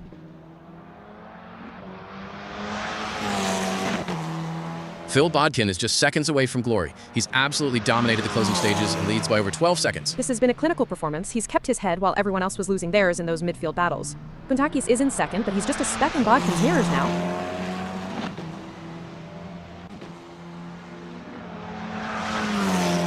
Phil Bodkin takes the checkered flag. From 3rd on the grid to a commanding victory. What a drive. John Bantakis brings it home in 2nd place. A brilliant recovery from 6th on the grid. He earned every bit of that podium. He stayed out of the chaos, managed his pace, and pounced when the opportunities arose. A fantastic result for him. Dominic Fovargu rounds out the podium in third. A hard-fought result after an absolute roller coaster of a race.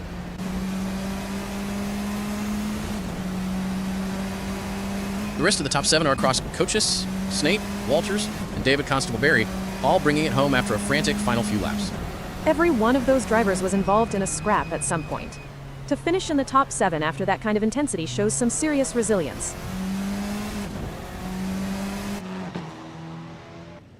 Jareth Hallam, Ben Nadine, Greg Gisabo, and Adam Tyus round out the top 11 as they cross the line. Sabo and Tyus will be disappointed after starting so far up, but that's racing. If you don't have the pace at the end, the midfield will swallow you whole.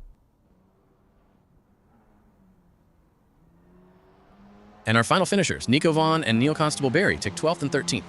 Tough day for Neil after that late pit stop, but he saw the checkered flag, and in a race this chaotic, that's a small victory in itself.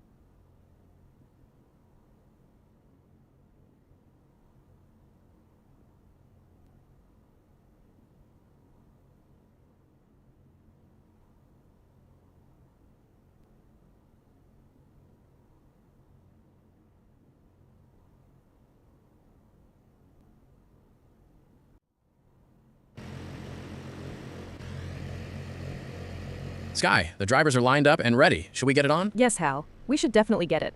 On. Neil Constable-Berry has put that Formula RSS4 on the top spot, a massive statement from the Brit to lead the field away.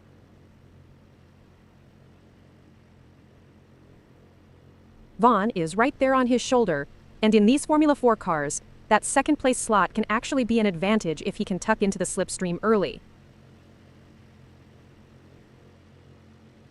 Greg Gisabo is lurking right behind in P3, and you know, the Italian will be looking to pounce the second those lights go out. He's in the perfect spot to capitalize if the front row gets too focused on each other. Sabo just needs to hit his marks and stay out of the chaos. Ben Nadine rounds out the top 5, and he'll be staring at the back of Sabo's gearbox, praying for a clean launch. Starting 5th is tricky. You're right in the squeeze zone. Nadine needs to be decisive. Hesitate for a second, and he'll have 3 cars looking to go 3 wide into the first braking zone. Further back, David Constable-Berry starts from 7th, the highest placed Pro-Am on the grid, and looking to mix it up with the Pure Am runners. Nigel Walters lines up in 8th, right in the thick of the mid-pack scramble. That is a tough place to start. You have cars on all sides, the air is messy, and you're reacting to brake lights rather than your own rhythm. Walters needs to be incredibly sharp here. Daniel Kosick lines up on the 5th row, and the Hungarian will be looking to make up ground fast in that RSS4. He's got a lot of experience ahead of him to carve through. I used to hate P9. You're far enough back to see the trouble starting, but often too close to avoid it. John Boutakis is sitting down in 11th, and he'll need to be aggressive early if he wants to stay in touch with the lead pack. Fovarg is right in that danger zone in P12. If I'm in his seat, I'm looking for the gaps that open up when the guys ahead start compromising each other's lines. Lucky 13 for Robert Cormack, who will be hoping the midfield ahead gets tangled up to help his climb up the order. Bodkin is way back in 14th, and at this end of the grid, it's all about surviving those first few corners and keeping the front wing intact.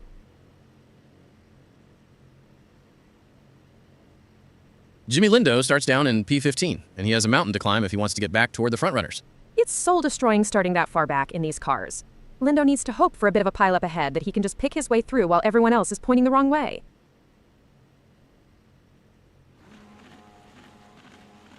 Wallstrom is way down in 17th, which means he's going to see nothing but a wall of spray and carbon fiber when the lights go out. He just needs to keep his head. At the back like that, you're better off letting the over-ambitious moves happen in front of you and just being there to collect the positions. Green flag. The engines scream as the field erupts off the line, and we are racing.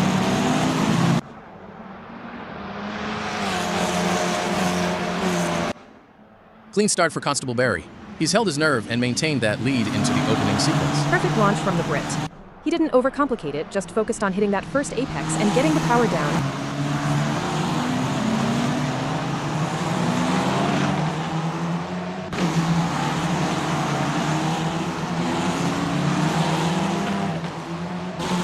Wallstrom's held his ground at the back, managing to survive that initial scramble into the first turn.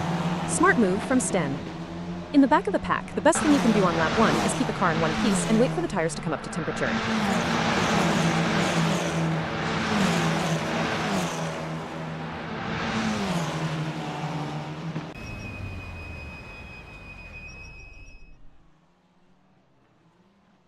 Vaughn has dropped back. He's fallen from the front row all the way down to 4th after a nightmare of an opening lap.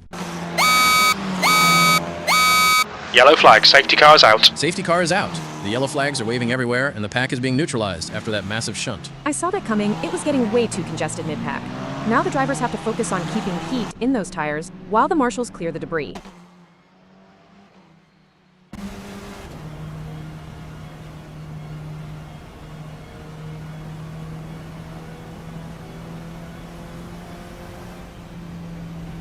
You know, Sky, I've always wondered, how do racing drivers stay so cool and collected under such immense pressure? Well, Hal, it comes down to mental strength and training. Drivers often work with sports psychologists and practice techniques like meditation and visualization to help them stay calm and focused during high-pressure situations.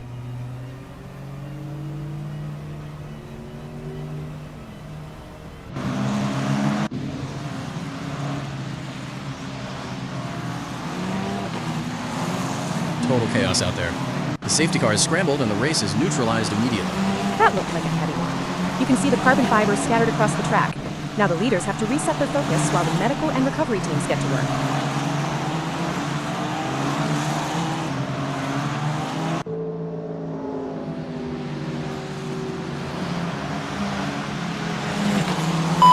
Safety car in this lap. This race is getting even more intense. The drivers are pushing each other to the limit. It's like they're playing a game of chicken, but with cars. And the winner gets to take home the checkered flag and bragging rights. Ha, that's one way to put it. These drivers have to be in top physical and mental shape to compete at this level. It's like they're training for the Olympics. And like you said, the mental fortitude required to stay focused and alert for the entire race is wild. I think I need a nap just watching them.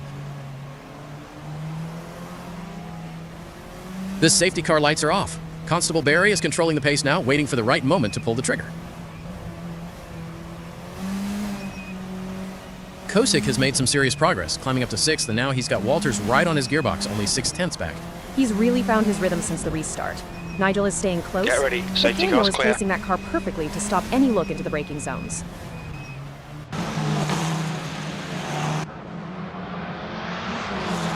These RSS4 cars are just so unforgiving. When you're caught Green, green, green, let's go. that safety car period. They really are. There's no power steering, so you're feeling every vibration, every bit of contact with your wrists. It's physically draining even before you add the mental pressure of defending. I was watching Vaughn's onboard during the start. He seemed to just get swallowed up. Is that down to the clutch bite or just being too cautious? Looked like he got a bit of wheel spin, then hesitated. Lindo just 2/10 in it as they cross the line with 15 minutes and 1 lap to go.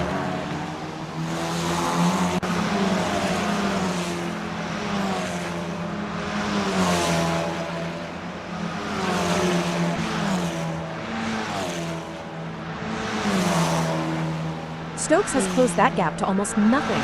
He's right on the slipstream now, looking for any tiny mistake from Lindo to make his move.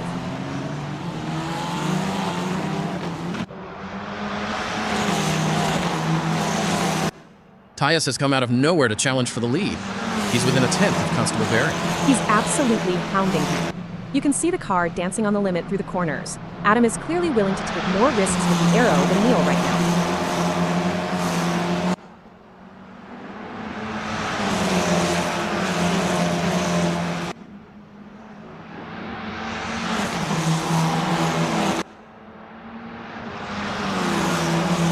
Constable Barry has managed to find a bit of breathing room, stretching that lead out to 0.4 of a second over Tyus. Niels just settled things down. He probably saw Adam's nose in his mirrors and realized he needed to tighten up his lines to stop that momentum dead.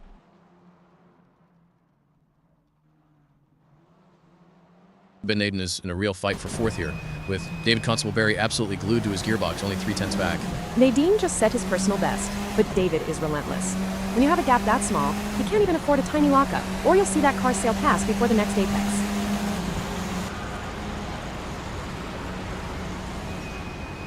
Kosick is absolutely flying. He's just set his personal best, and he's practically under the rear wing of David Constable Barry. 1/10 of a second. Daniel has done a superb job closing that down. He's going to be looking for the overlap any second now. David's got to be feeling the heat.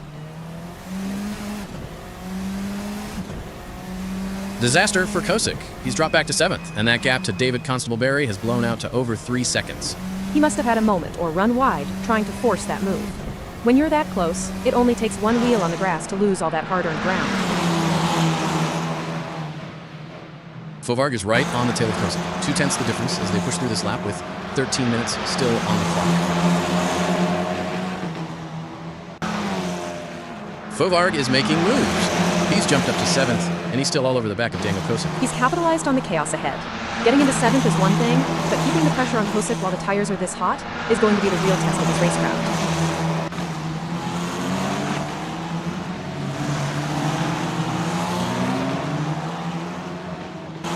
Stokes has cracked the top 10. He's hounding Lindo for 9th, just 0.2 behind as he clocks his fastest lap of the race.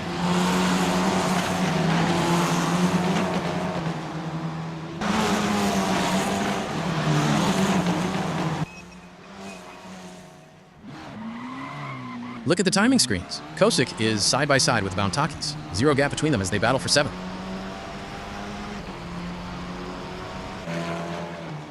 Something's gone wrong for Daniel. He's plummeted to 10th and lost over 6 seconds to Bountakis. That looks like a spin or a very costly trip through the runoff.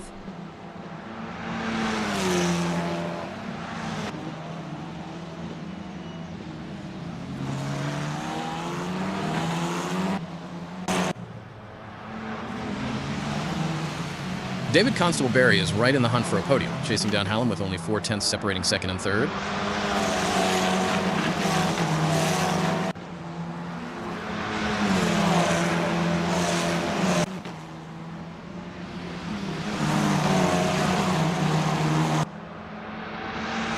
David Constable Barry is hanging on to the coattails of Jareth Hallam, though the gap has just eased out slightly to half a second. He is definitely biding his time. In these Formula 4 cars, you don't want to overwork the front tires by sitting right in the gearbox through the high-speed stuff. He's likely waiting for a mistake. Lindo is sitting in 9th, but he's got a lot of work to do with a 3.5 second mountain to climb to catch Stokes.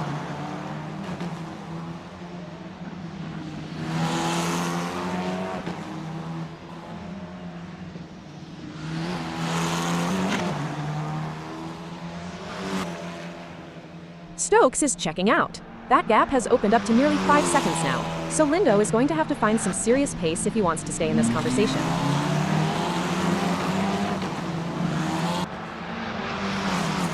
Rich Snape is on a charge in 5th, setting his personal best and closing the gap to Nigel Walters to exactly 1 second. Snape is really finding his groove now. He's at that point where the fuel load has dropped just enough, and he's got the confidence to start leaning on those tires a bit harder.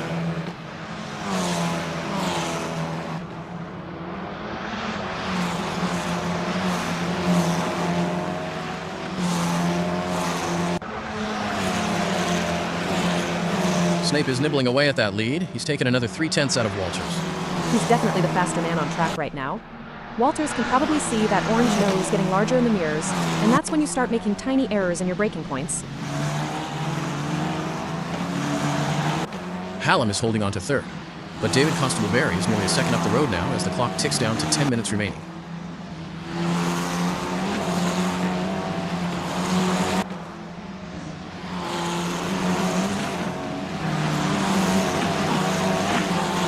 Rich Snape is absolutely flying. Another personal best, a sub 1:24, and he's halved the gap to Walters. It's down to half a second.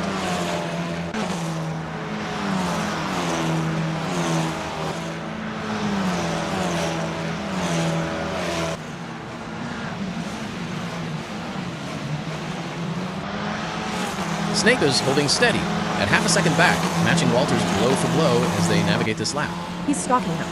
Sometimes you don't want to close that final gap too quickly and overheat the engine. Snape is just waiting for Walters to blink first under this relentless pressure. Vontakis is pushing hard in 7th, clocking his best lap of the race to get within 0.6 of Fovarg.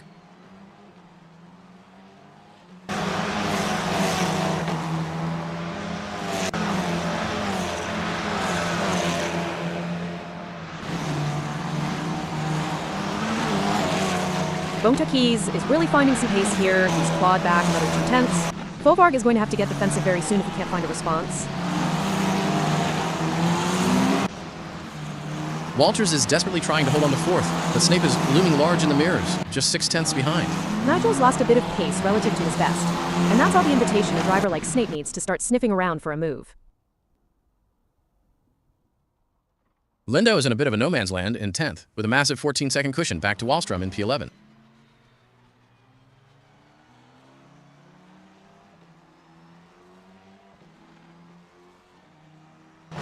Wait, Lindo's dropped a spot.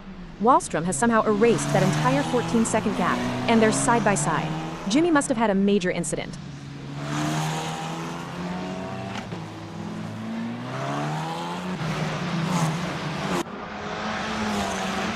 Walters is right in the hunt for a podium now. He's closed up to within half a second of Hallam as we enter the final 8 minutes.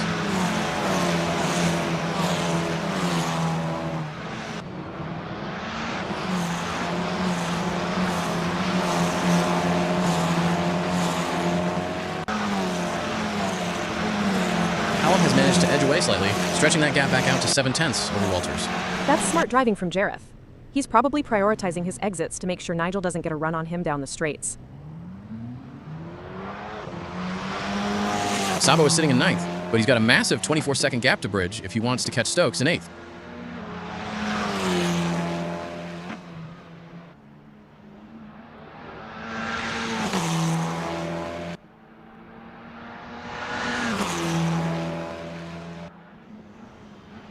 Szabo is absolutely tearing chunks out of that lead. He's taken nearly 10 seconds off Stokes in no time. Stokes must be struggling with damage or a massive drop in grip. Fovarg is right on the limit, just 0.3 behind Snape as they battle for 5th place with 7 minutes to go.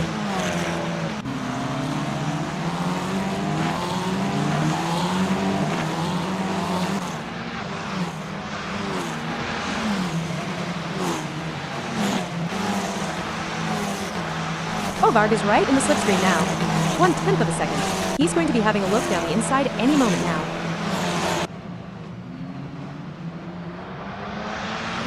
Tyus is in P2, chasing down David Constable-Berry, who has taken over the lead, with 0.6 separating the two. Wait, something's happened to the previous leader. David's up front now, and Tyus has lost a bit of time on that last lap, dropping to a 1:28. He needs to regroup quickly.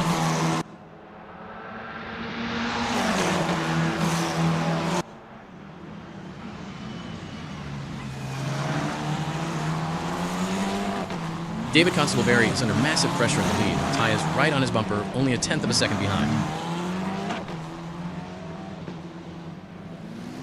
Oh, disaster for Constable-Berry. He's dropped from the lead all the way to 8th. Tyus is back in P1, and David is 11 seconds back. That's a heartbreaking mistake.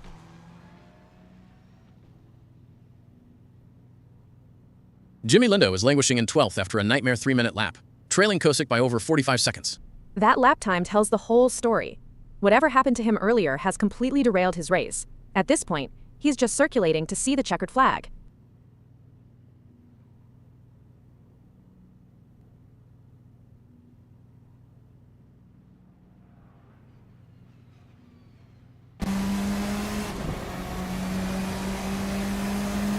The gap is just growing and growing. Lindo is now nearly 1 minute and 20 seconds behind Kosick. He must have significant damage, or he's just limping that car home. It's a lonely, frustrating place to be when you're that far off the pace.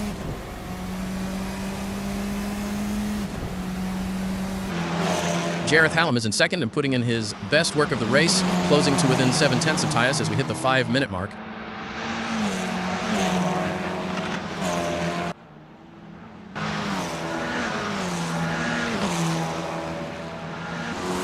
Stokes is in 6th and looking to mount a late race charge on Bontakis, with just a second between them. Chris has the pace. He's shown it earlier with that 123. If he can just find that rhythm again, a top 5 finish is definitely within reach.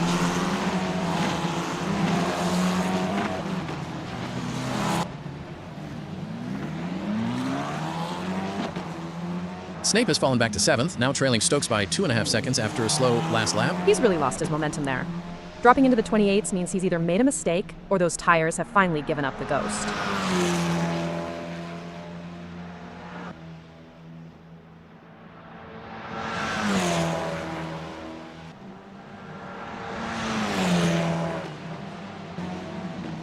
The gap to Stokes has doubled.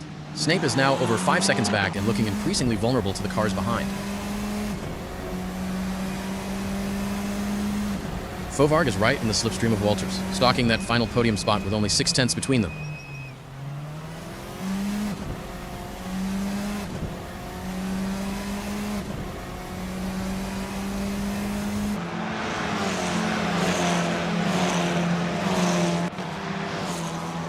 Walters has just managed to find a tiny bit of breathing room, extending that gap to 0.8. But Fovarg isn't letting him out of his sight yet.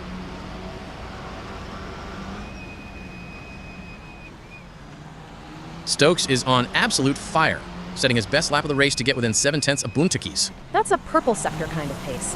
Chris is really digging deep now. He's found a second wind, and John is going to have to defend like his life depends on it.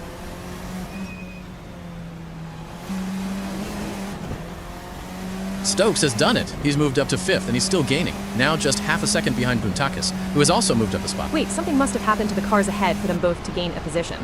Stokes is the man with all the momentum right now. He's hounding that rear wing. Fovarg is on a mission. He's just clocked his best lap of the race, and he is practically touching the gearbox of Stokes.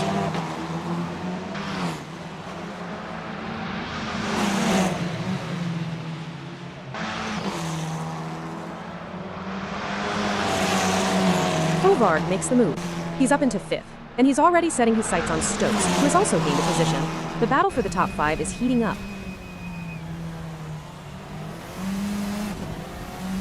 Bontakis is sitting in 6th, trying to stay within touching distance of Fovarg with an 0.8 gap between them.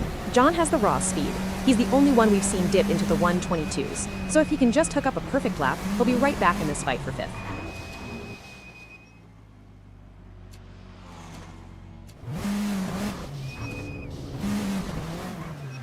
Bontakis has fallen back.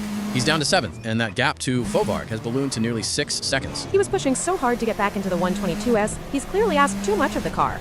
That's a massive blow to his podium hopes this late in the race.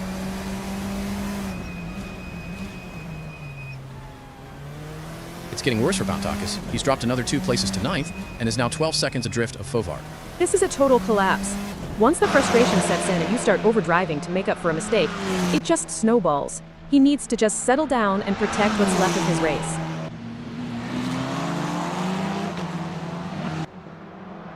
Hallam is putting in the lap of his life. A personal best 123.467, and he is hounding Tyus for the lead. He is absolutely relentless.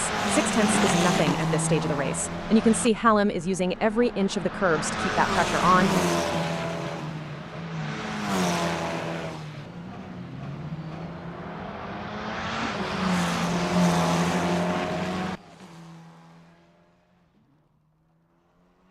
Stokes is in 5th, and he's got Fovarg right in his crosshairs, only half a second between them as they charge through lap 12.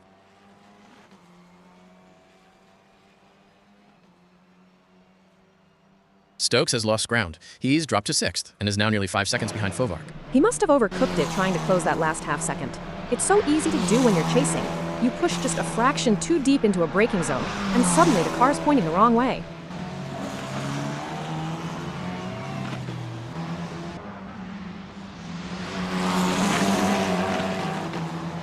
Hallam is still glued to the back of Tyus, just half a second separating 1st and 2nd as we head into the closing stages. This is a proper chess match. Jareth is waiting for any slight hesitation from Adam, but Tyus is holding his nerve beautifully under immense pressure.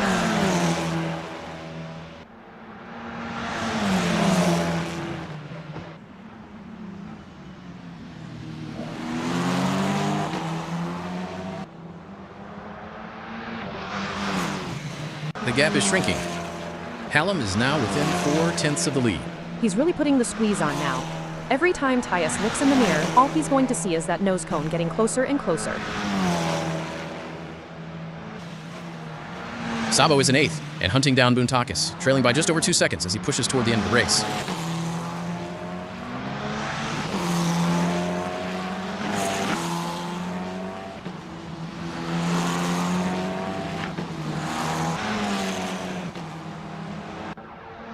Buntakis has found a second wind. He's managed to stretch that lead over Sabo out to nearly 3 seconds now, finally getting a bit of breathing room.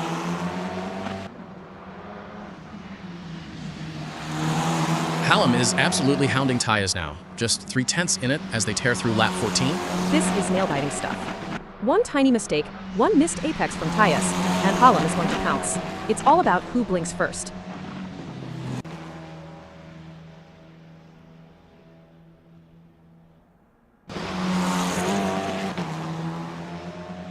Snape is holding on to 5th, but he's got a 2-second gap to bridge if he wants to challenge Fauvargue for 4th.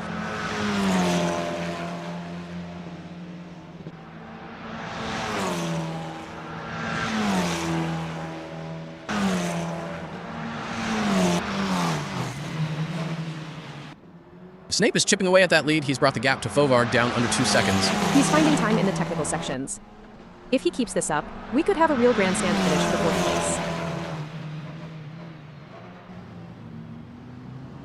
20 seconds to go, and Adam Tyus is still leading, but Hallam is right there, only half a second back as they charge toward the finish line.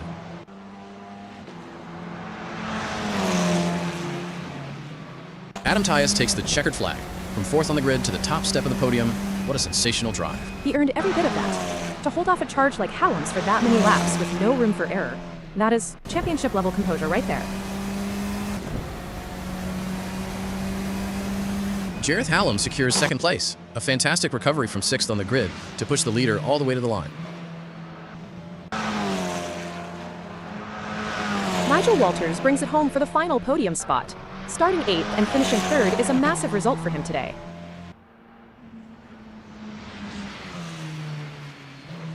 The rest of the top 7 are in, with Fauvargue taking 4th, followed by Snape, Stokes, and Buntakis, rounding out a very hard-fought lead group. Greg Szabo finishes in 8th, with David Constable-Berry recovering to 9th after that late race drama, and Lindo finally crosses the line in 12th. Tough day for some of those guys, especially Constable-Berry, who had a sniff of the win, but they've all brought it home in one piece.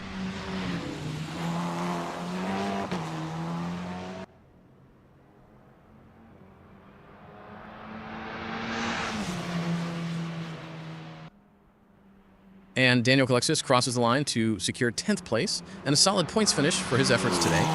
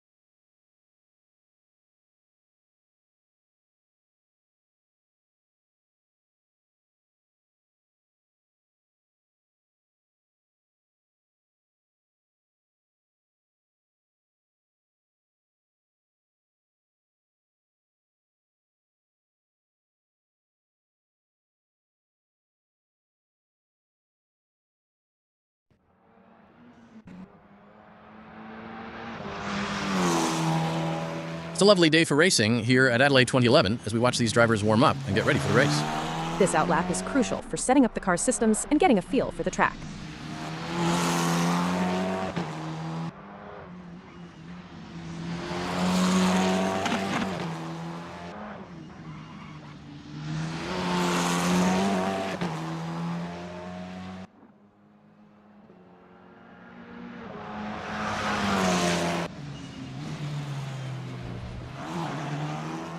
Seven and a half minutes left on the clock, and we are still waiting to see Greg Sabo post a representative time. Sabo is cutting it fine. He is likely focusing on a heavy fuel run or fine-tuning the dampers, but you eventually need to find the limit of the car on a low-fuel flyer before the session ends.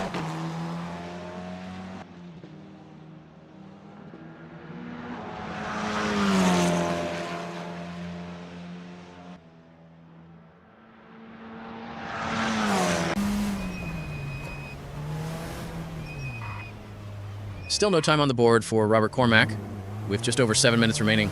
He might be dealing with a technical gremlin, or just taking his time to find the rhythm. In my experience, if you don't get a banker lap in soon, you're going into qualifying completely blind on your braking markers.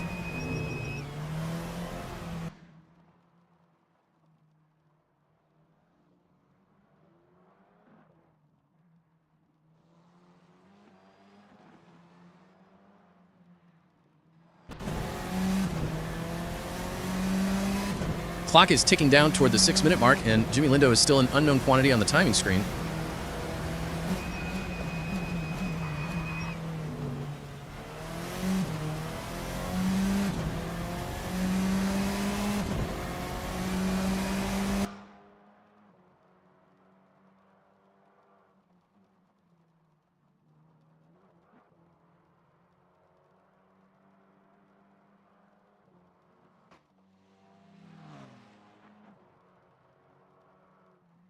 David Constable-Barry is leaving it late. It is a risky game to play because if he gets caught in traffic now, he is going to lose his only chance to feel out the track grip before it actually matters.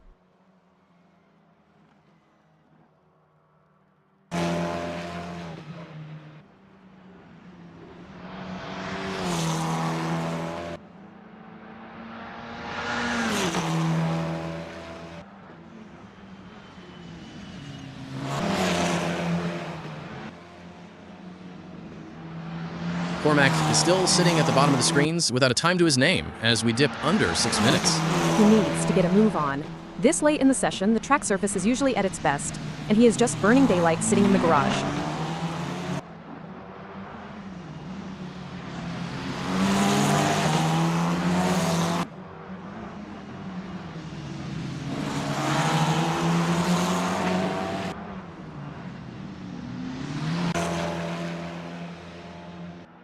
Five minutes to go, and Jareth Hallam is the only one left who hasn't put a mark on the board.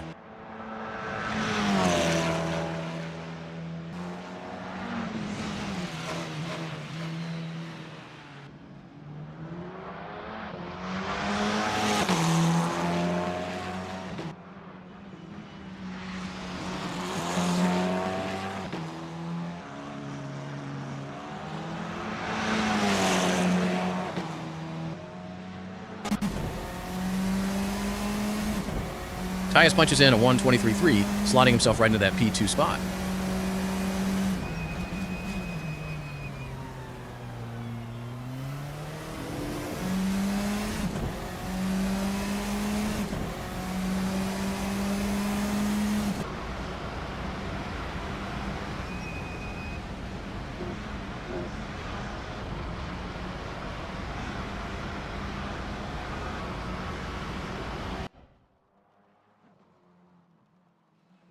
Wallstrom moves up to 5th with a 1:24.8, but he looks like he's fighting some oversteer on the exit of the quicker stuff.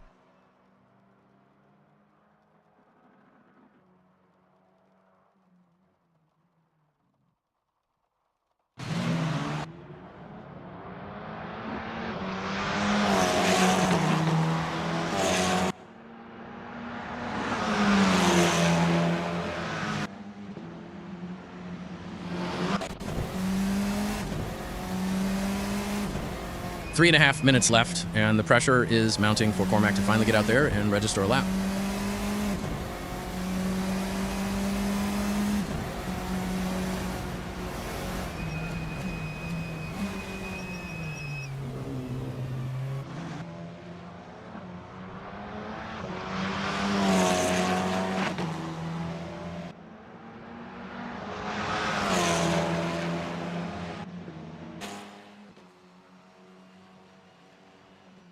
3 minutes to go, and Phil Bodkin is cutting this incredibly fine. Still no time on the board. He is banking on getting one clean flyer at the very end. It is a massive gamble, especially if someone drops oil or spins in front of him.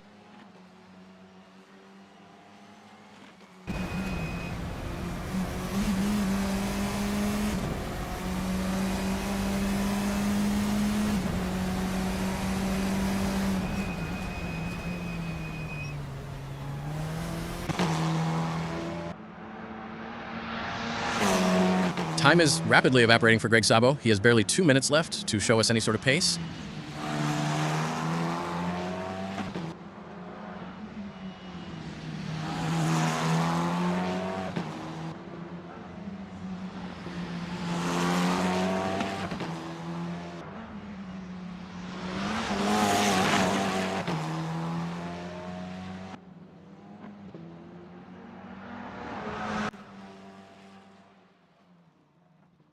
Bodkin is out of time for a multi-lap run now. This is going to be a one-shot deal for him to find his bearings.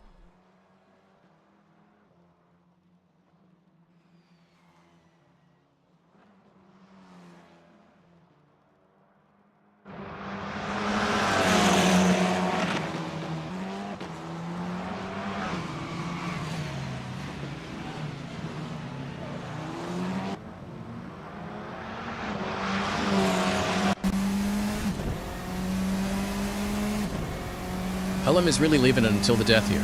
Less than 90 seconds on the clock. This is the ultimate test of focus. You have to nail your references immediately without any warm-up laps to build that confidence.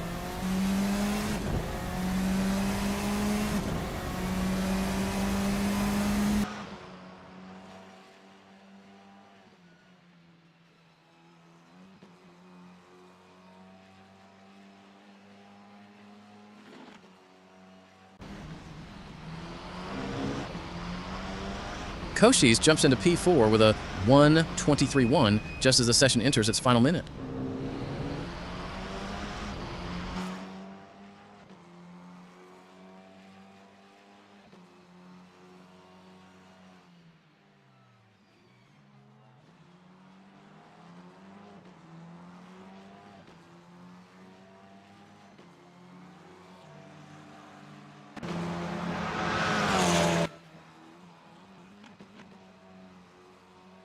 Lindo finally gets the time in.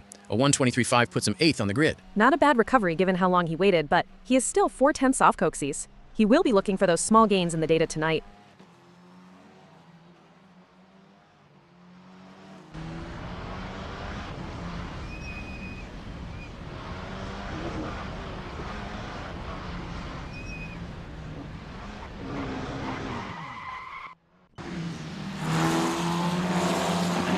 And that is the flag for practice. Nico Vaughn finishes the session without a recorded time.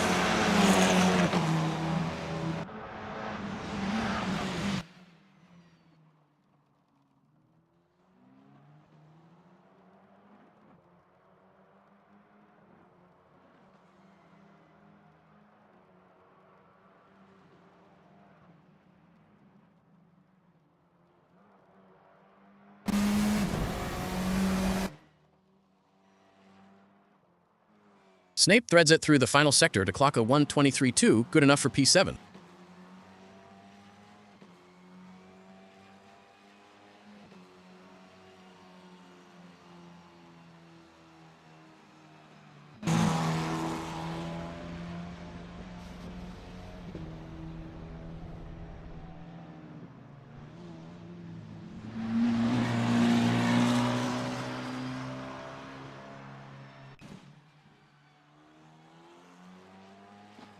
Wallstrom has slipped down to 12th now, and with just over a minute left, he really needs to find more than that 24.8 if he wants to stay in the mix.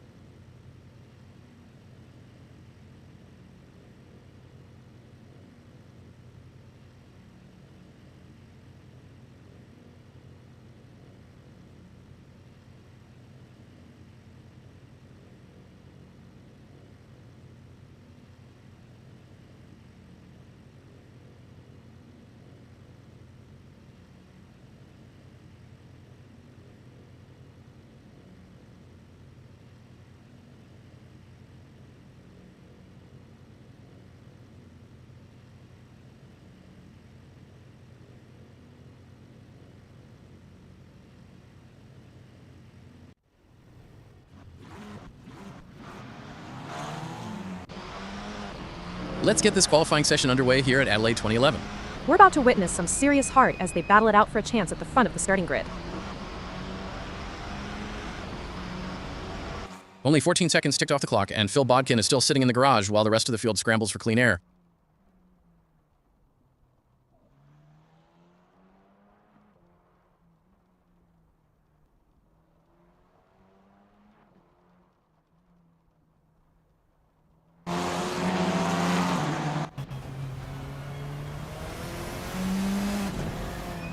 Constable Barry is cutting it fine.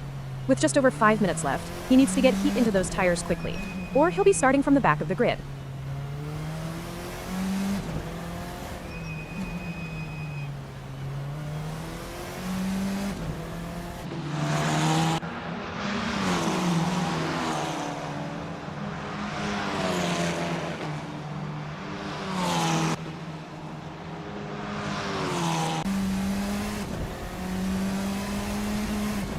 Wallstrom's taking his time to join the party, but with under 5 minutes on the clock, he's only going to get a couple of bites at the cherry.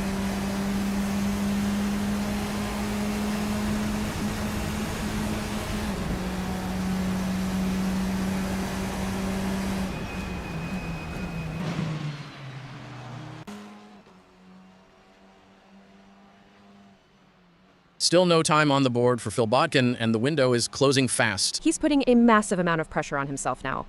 One mistake, one lockup, and that's his qualifying ruined before it even started.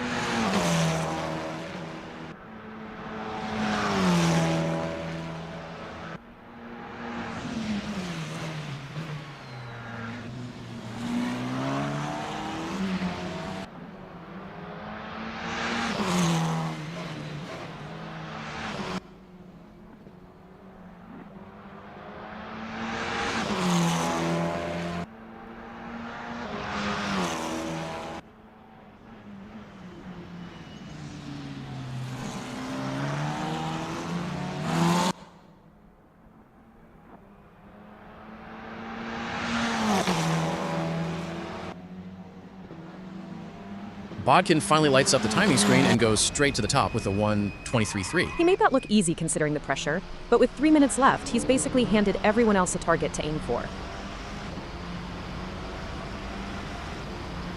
Nigel Walters is really leaving it to the last second here. We are well under 3 minutes remaining. This is a dangerous game. If there is a yellow flag or he catches traffic on his outlap, he is completely stuck without a time. Rich Snape is absolutely flying, nearly a tenth up on his own benchmark already. He's finding grip where no one else is. If he keeps this tidy through the final sector, that pole position time is going to be very hard to beat. Kocius is finding time. He's nearly 2/10 up on his personal best as he pushes that car toward the limit. He needs this.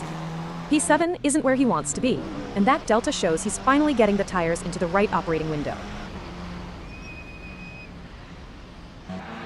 Bodkin is a tenth off his best through the mid-sector, so he's likely struggling with rear temperatures after that first heater. Snape is relentless. He is another 10th up on his best and looks to be cementing that top spot. He is using every inch of the curbs out there. When you are in that flow state, the car just feels like an extension of your own body.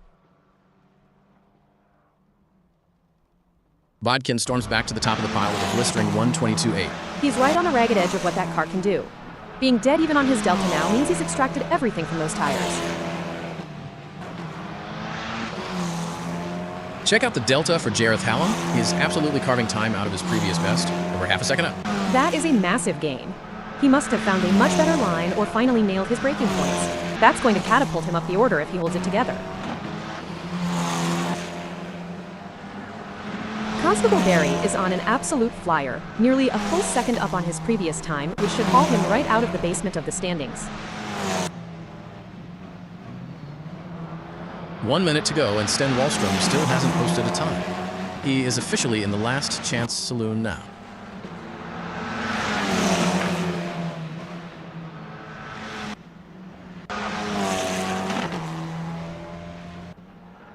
Greg Sabo is playing with fire here. 45 seconds left means this current lap is his only shot at getting onto the grid.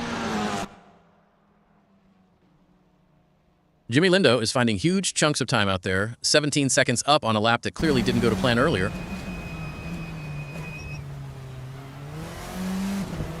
Stokes is on an absolute tear, 7/10 up on his best as we enter the final 30 seconds. He's really hooked it up. That kind of improvement is going to put him right in the mix with the front runners if he can just keep his composure through these final turns. Cushis is down to the wire, 2/10 up on his delta with only 9 seconds left on the clock. He's got to make this one count. The track is at its grippiest right now, but the pressure to deliver a clean lap before the flag drops is immense.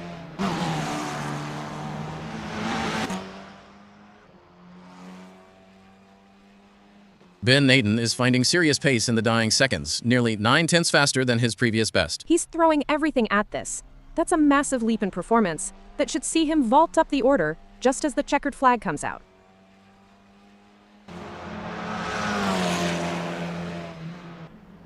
Nadine improves his time down to a 1:24.3, but it's not enough to move the needle on his grid position.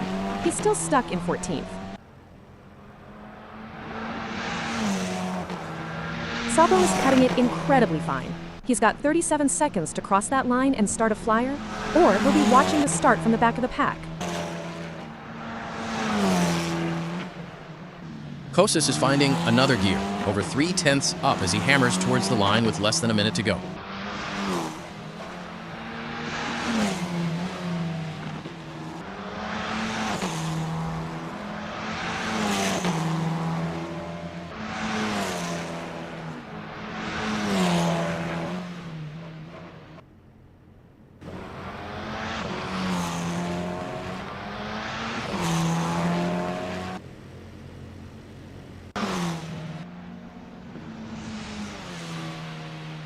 Kosas jumps up to 8th with a 1:23.4, putting himself right in the heart of that midfield scrap.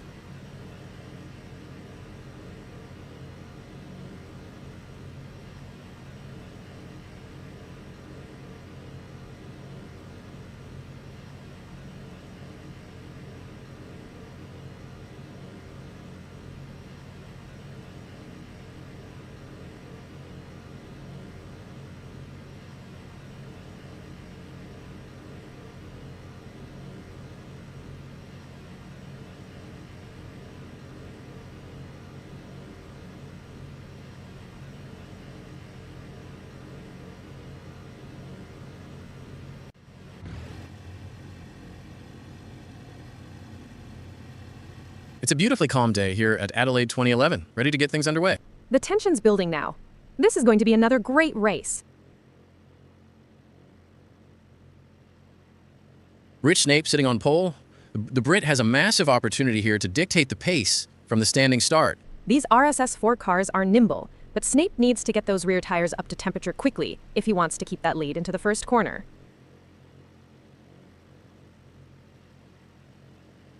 Lindo is the one to watch from third. He's got the Pro-Am pace to really disrupt the front row if he finds a gap at the launch.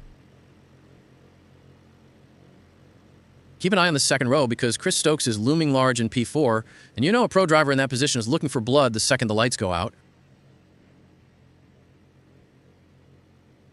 Adam Tyus rounds out the top 5, and being surrounded by Pro and Pro-Am talent, he's going to have his mirrors full of English white and red from the off. Starting P5 is a double-edged sword. You've got the toe, but you're right in the bottleneck if anyone ahead bogs down on the grid.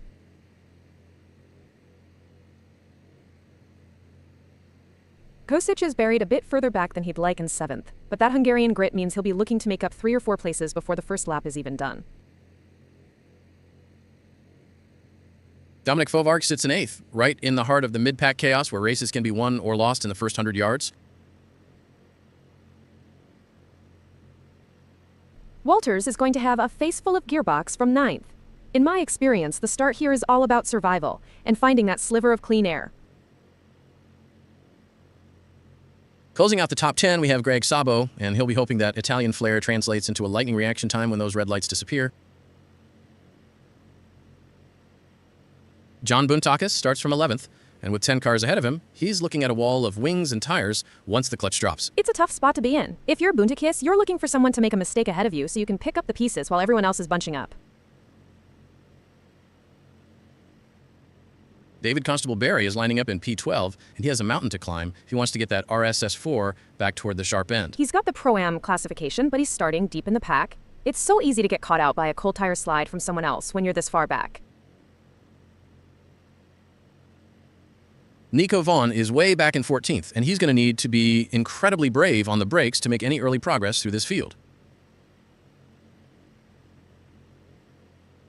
Cormac in P15 will be seeing a lot of spray or dust depending on the track surface. It's all about spotting the gaps before they disappear when you're starting this far down. Ben Naden propping up the back of the grid in 16th, and at this level, that is a long way back from Snape on the front row. It's not where you want to be, but starting last takes the pressure off of it. You can just watch the chaos unfold and pick his lines while everyone else is fighting for the same bit of tarmac. The revs rise, the lights go out, and we are racing in the RSS4s with Snape getting a decent launch from the front. Look at that squeeze into the first corner. Everyone's fighting for real estate. You just have to pray your front wing stays intact in this mess. Snape holds his nerve and the lead, perfectly executing the start to keep that P1 spot through the opening sequence.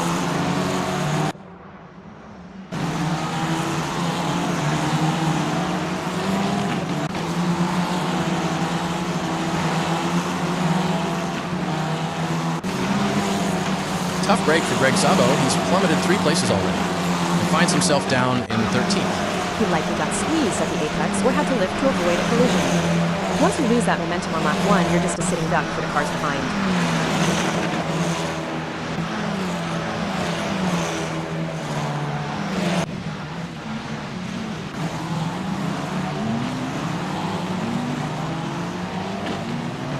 Wallstrom is on the move already, picking off 2 cars in the opening skirmishes to climb up to 15.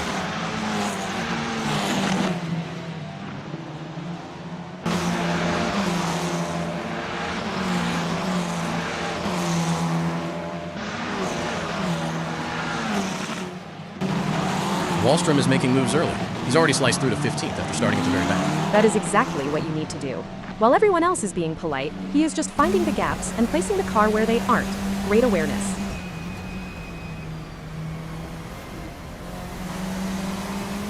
Greg Szabo is fighting back. He's already recovered 2 spots to sit in 11th, and he is glued to the gearbox of Constable Barry, only a 10th between them. Szabo's lost the rhythm there, dropping back to 12th, while Constable Barry has managed to break the slipstream, stretching that gap out to over a second. Stokes is hounding the back of Bodkin, just 3/10 in as he looks to reclaim that spot on the podium. He's keeping it tidy with a 29.9 on the opening tour.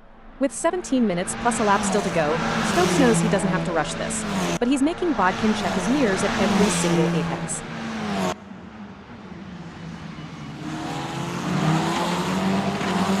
Stokes has done it. He dives past Bodkin to take second place, and they are practically wheel to wheel as they scream down the straight.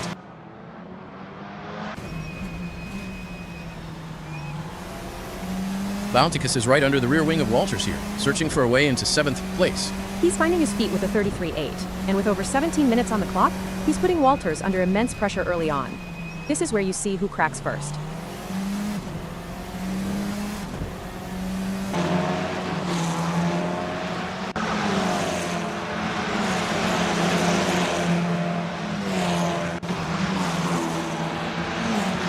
Walters is just managing to eke out a tiny bit of breathing room, pulling the gap to 4/10 over Bounticus. Bounticus missed the exit there. You can see him working the wheel, trying to find that traction again, but Walters is doing a great job of placing his car exactly where it needs to be. Jareth Hallam is putting in the work in P5, setting his personal best with a 23.6 as he tries to reel in Jimmy Lindo.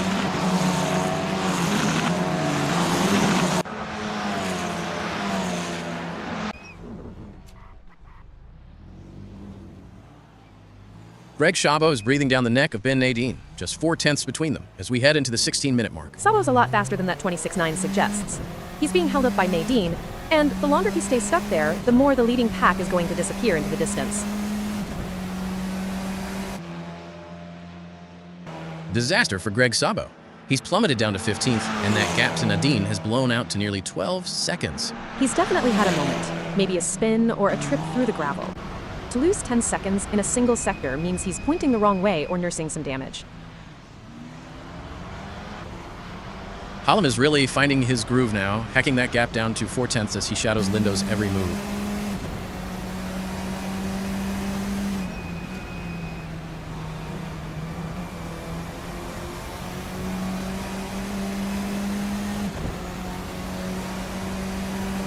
Lindo is under heavy fire. Hallam has closed right up to within 2/10. He's practically looking for a gap in the gear shifts ahead. Adam Tyus is currently in P13, but he's significantly faster than his last lap suggests, sitting less than half a second behind Robert Cormack.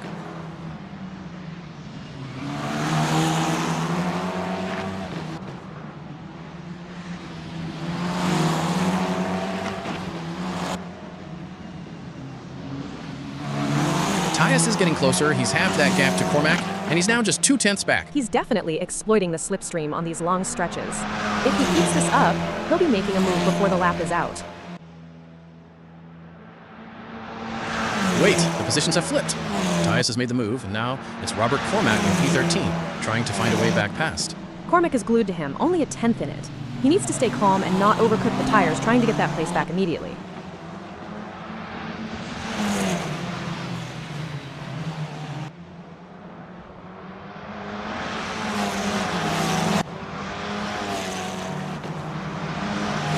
Lindo is under immense pressure from Buntakis. They're separated by nothing as they roar past the pit wall.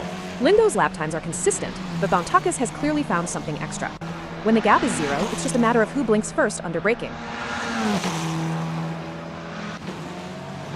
Jareth Hallam has managed to break away into 4th place, putting over 2 seconds between himself and Buntakis.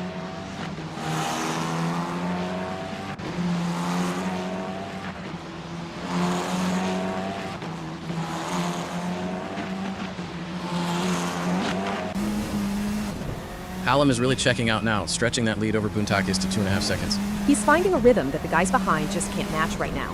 That gap is vital breathing room for his rear tires.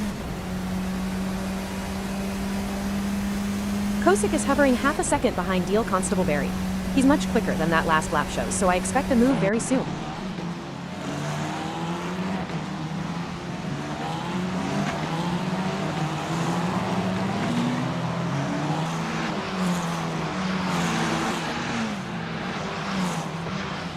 Neil Constable-Barry is doing just enough to keep Kosick at arm's length, stretching the gap slightly to 6/10. Kosick looks like he's struggling with a bit of mid-corner understeer there. He's losing just a fraction on the exit, and that's all Neil needs to stay ahead. Ben Naden is keeping David Constable-Barry honest in P10, holding that gap under a second as we approach the final 12 minutes.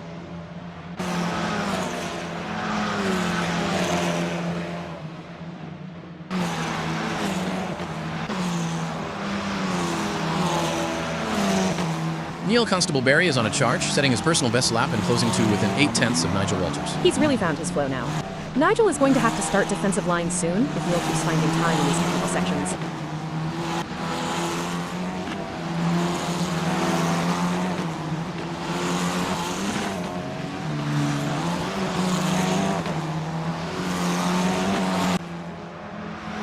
Walters answers the challenge, pulling the gap back out to a full second over Neil Constable-Barry. That's the sign of a veteran driver right there. Seeing the threat in the mirrors and finding that extra 10th to break the DRS threat. Chris Stokes is absolutely flying. He's just punched in his best lap of the race, and he's within 6/10 of our leader, Snake.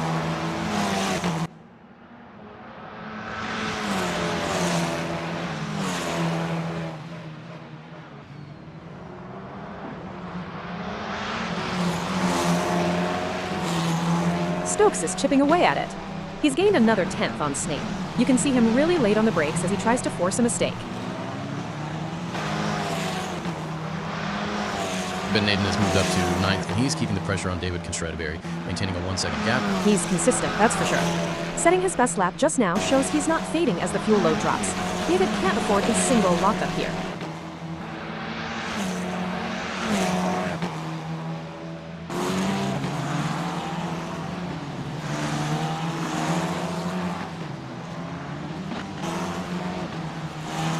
David Constable-Barry is starting to pull away, stretching that margin over Nadine to nearly a second and a half. Nadine might be hitting a bit of a wall with his tire temps. I've been there. You push too hard for a lap, and then have to back off to save the rears.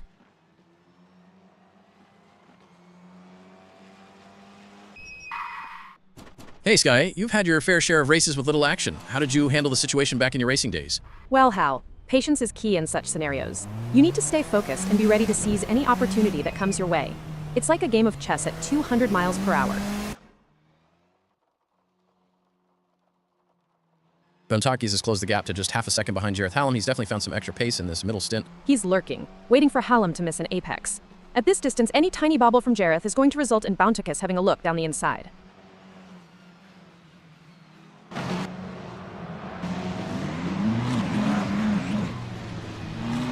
Nigel Walters is holding firm in 6th, keeping a solid 1.3 second cushion over Neil Constable-Barry. Walters is managing this beautifully. He's not overdriving, just keeping it smooth and making sure he doesn't give Neil any easy opportunities to close in. Wait, Nigel Walters has dropped like a stone. He's all the way down to 11th and trailing Neil Constable-Barry by over 7 seconds. Tyus and Kosick are absolutely glued together. There is zero room between them in the battle for 8th. This is as close as it gets. Something's gone wrong for Tyus. Kosick has cleared him and built a massive 4-second gap, while Tyus falls back to 9th.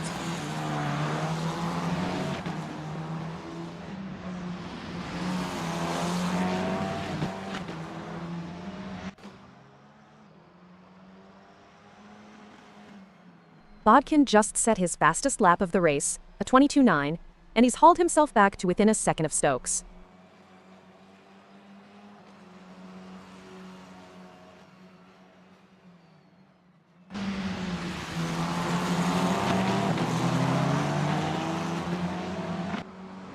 Stokes has found a bit of a second win, just pulling that gap back out to over a second over Bodkin.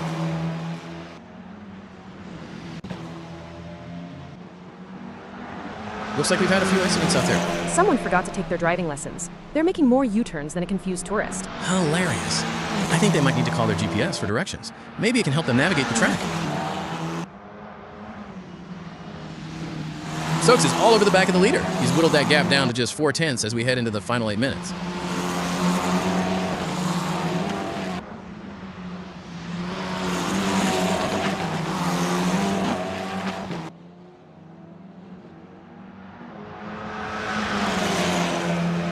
Stokes is relentless. He's just gained another 10th on Snape, and he is practically under the rear wing of that lead car. He's sniffing a lead change here. Snape is having to be so precise because one slightly wide exit, and Stokes is going to be alongside him in a heartbeat. Bontakis is breathing down Hallam's neck, just 2/10, separating 4th and 5th as the clock ticks down.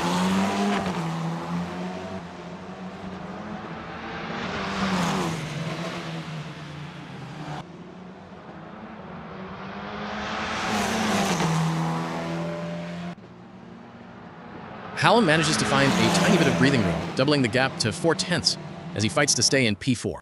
That's the rhythm of a good defensive drive. Bontakis likely took a tighter line to try a move and compromised his exit, giving Hallam that crucial bit of air. Vaughn is right in the wheel tracks of Cormac, looking to snatch 11th place as we enter the final 7 minutes.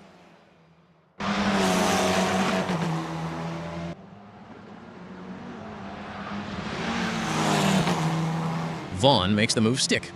He snatched 11th from Cormac, but it's not over yet as they are side by side.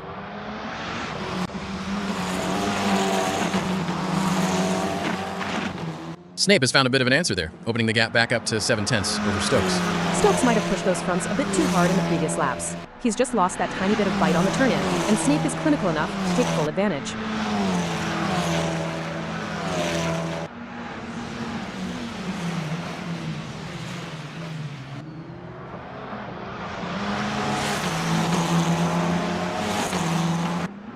Stokes is refusing to let go, finding another attempt to get back within 6/10 of our leader. Bontakis is drifting back slightly now, that gap to Hallam opening up to 6/10. He needs to find that lap 8 pace again.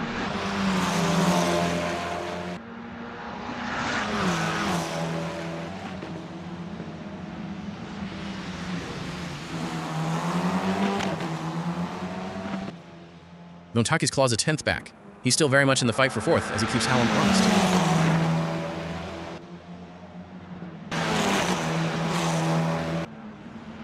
Five minutes to go, and Snape has managed to stretch the lead out to 8/10 over Stokes.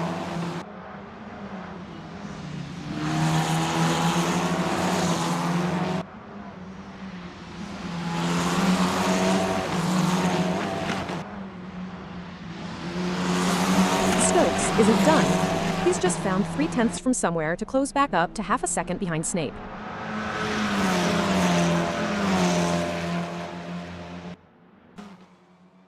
It has been a fascinating tactical battle at the front, especially seeing how Snape and Stokes are managing that gap like a game of high-speed chess. It really is. You can see they're both being so careful with the curbs now. These RSS4 cars have such sensitive suspension. One bad hit this late in the race and your alignment is shot. I was looking at Greg Sabo earlier. He had that massive drop-off. It's a reminder of how quickly a promising run can just evaporate in sim racing. I've been there, Hal. You're pushing at 101%. The rear tires overheat, and suddenly you're a passenger. It's a lonely feeling watching the pack sail past. That mid-pack shuffle has been brutal today, too. We've seen guys like Tyus and Walters lose huge chunks of time in what looked like relatively minor skirmishes. That's the nature of open wheelers. You touch wheels at these speeds, and you aren't just losing a position, you're losing the aerodynamic platform of the car. It's all about precision from here to the flag.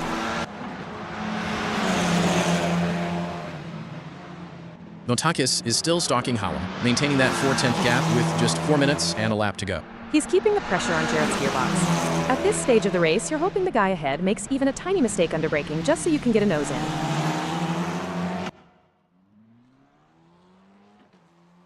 Ben Aiden is looking comfortable in 6th, having built a solid 2.2-second buffer over David Constable-Barry.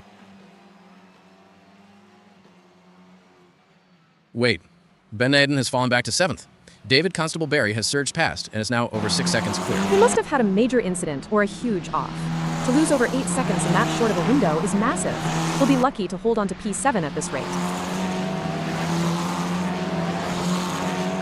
The slide continues for Nadine. He's dropped another place to 8th, and the gap to Constable-Barry is now to 7 seconds. The car looks unstable. He might have picked up some floor damage in that previous incident, and now he's just trying to bring it home in one piece. Bodkin is finding his second wind, closing the gap to 7/10 behind Stokes as we enter the final stages.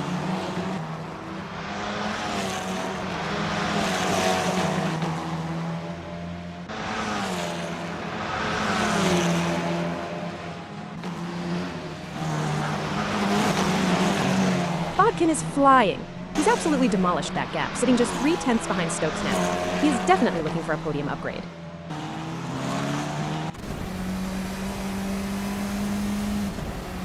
Bontakis seems to be losing touch with Hallam now. That gap has ballooned to over a second. It looks like the tires might have finally given up on him. When you've been chasing that hard for 10 laps, you eventually hit a cliff where the car just won't rotate anymore.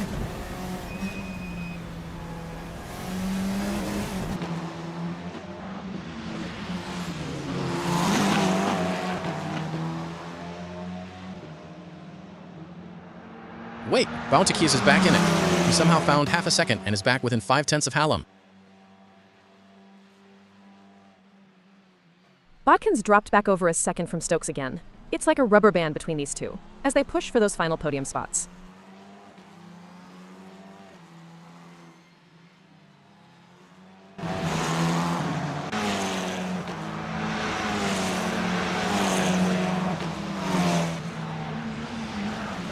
The gap remains static at 1.1 seconds. Stokes doing just enough to manage the threat from Bodkin behind. This is the mental game now. Stokes knows exactly where Bodkin is, and he's placing his car perfectly to make sure there's no clean air for the guy chasing him.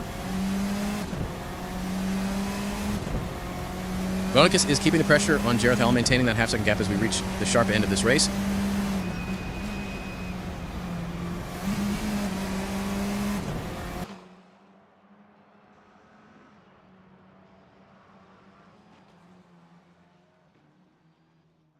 Hallam manages to eke out a bit more breathing room, stretching the lead over Bontakis to 8/10. Every time Bontakis gets close, Hallam seems to find that extra gear.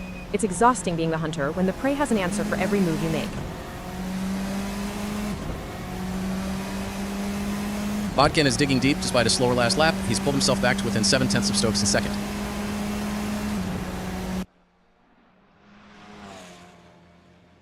Nadine and Kosick are absolutely side by side for ninth.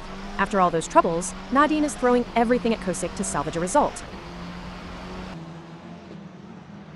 It's gone wrong again for Ben Naden. He's dropped to 11th, and Kosick is nearly 9 seconds up the road now.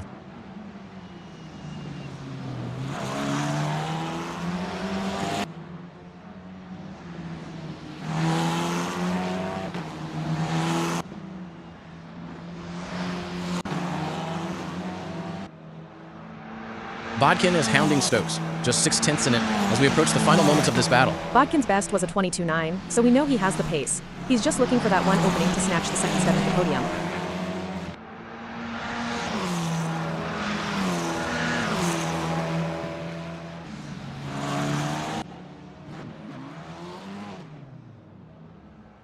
Daniel Kosick is sitting in ninth with a comfortable 4-second gap over Nico Vaughn as he looks to consolidate his position. He's definitely managing the car now. That 25.5 shows he's not taking any unnecessary risks.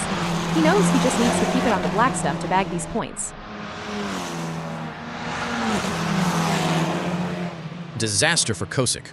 He's dropped 2 places to 11th, and Vaughn has sailed past him. He must have made a massive error there. To lose a 4-second lead and 2 positions in a single sector usually means a trip to the scenery.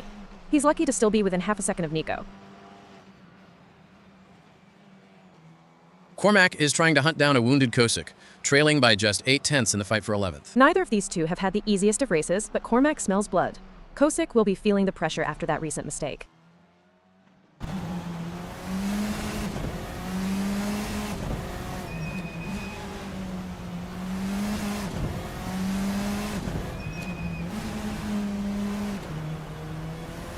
Kosick is finding a bit of pace again, pulling that gap back out to nearly a second and a half over Cormac. He's not going down without a fight.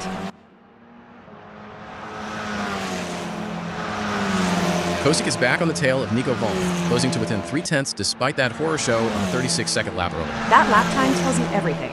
He definitely went for a spin. But the fact he's already back on Vaughn's gearbox shows he's got the raw pace, if he can just keep the car pointing forward.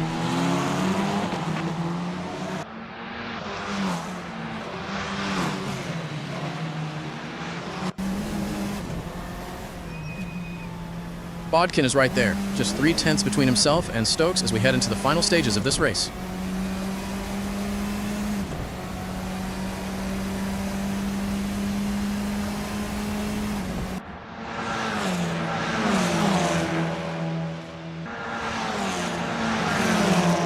The gap widens ever so slightly to 4/10, but Bodkin is still very much in striking distance of that second place. He's trying to find a way to get the power down earlier. Every time they hit a straight, you can see Bodkin searching for that little bit of extra momentum to make a move.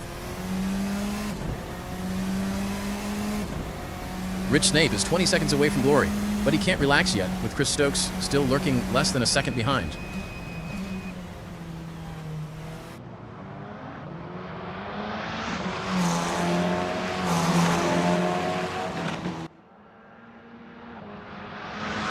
Rich Snape crosses the line to take a brilliant lights to flag victory, a masterclass in defensive driving and composure.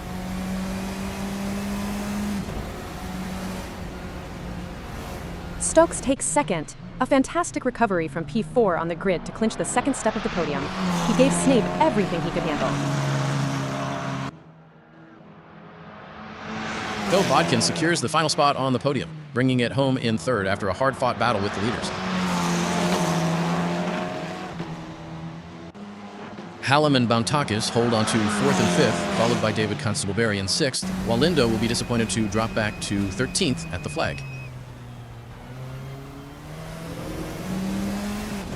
Adam Tyus manages to claim 7th, with Nigel Walters right behind him to round out the top 8.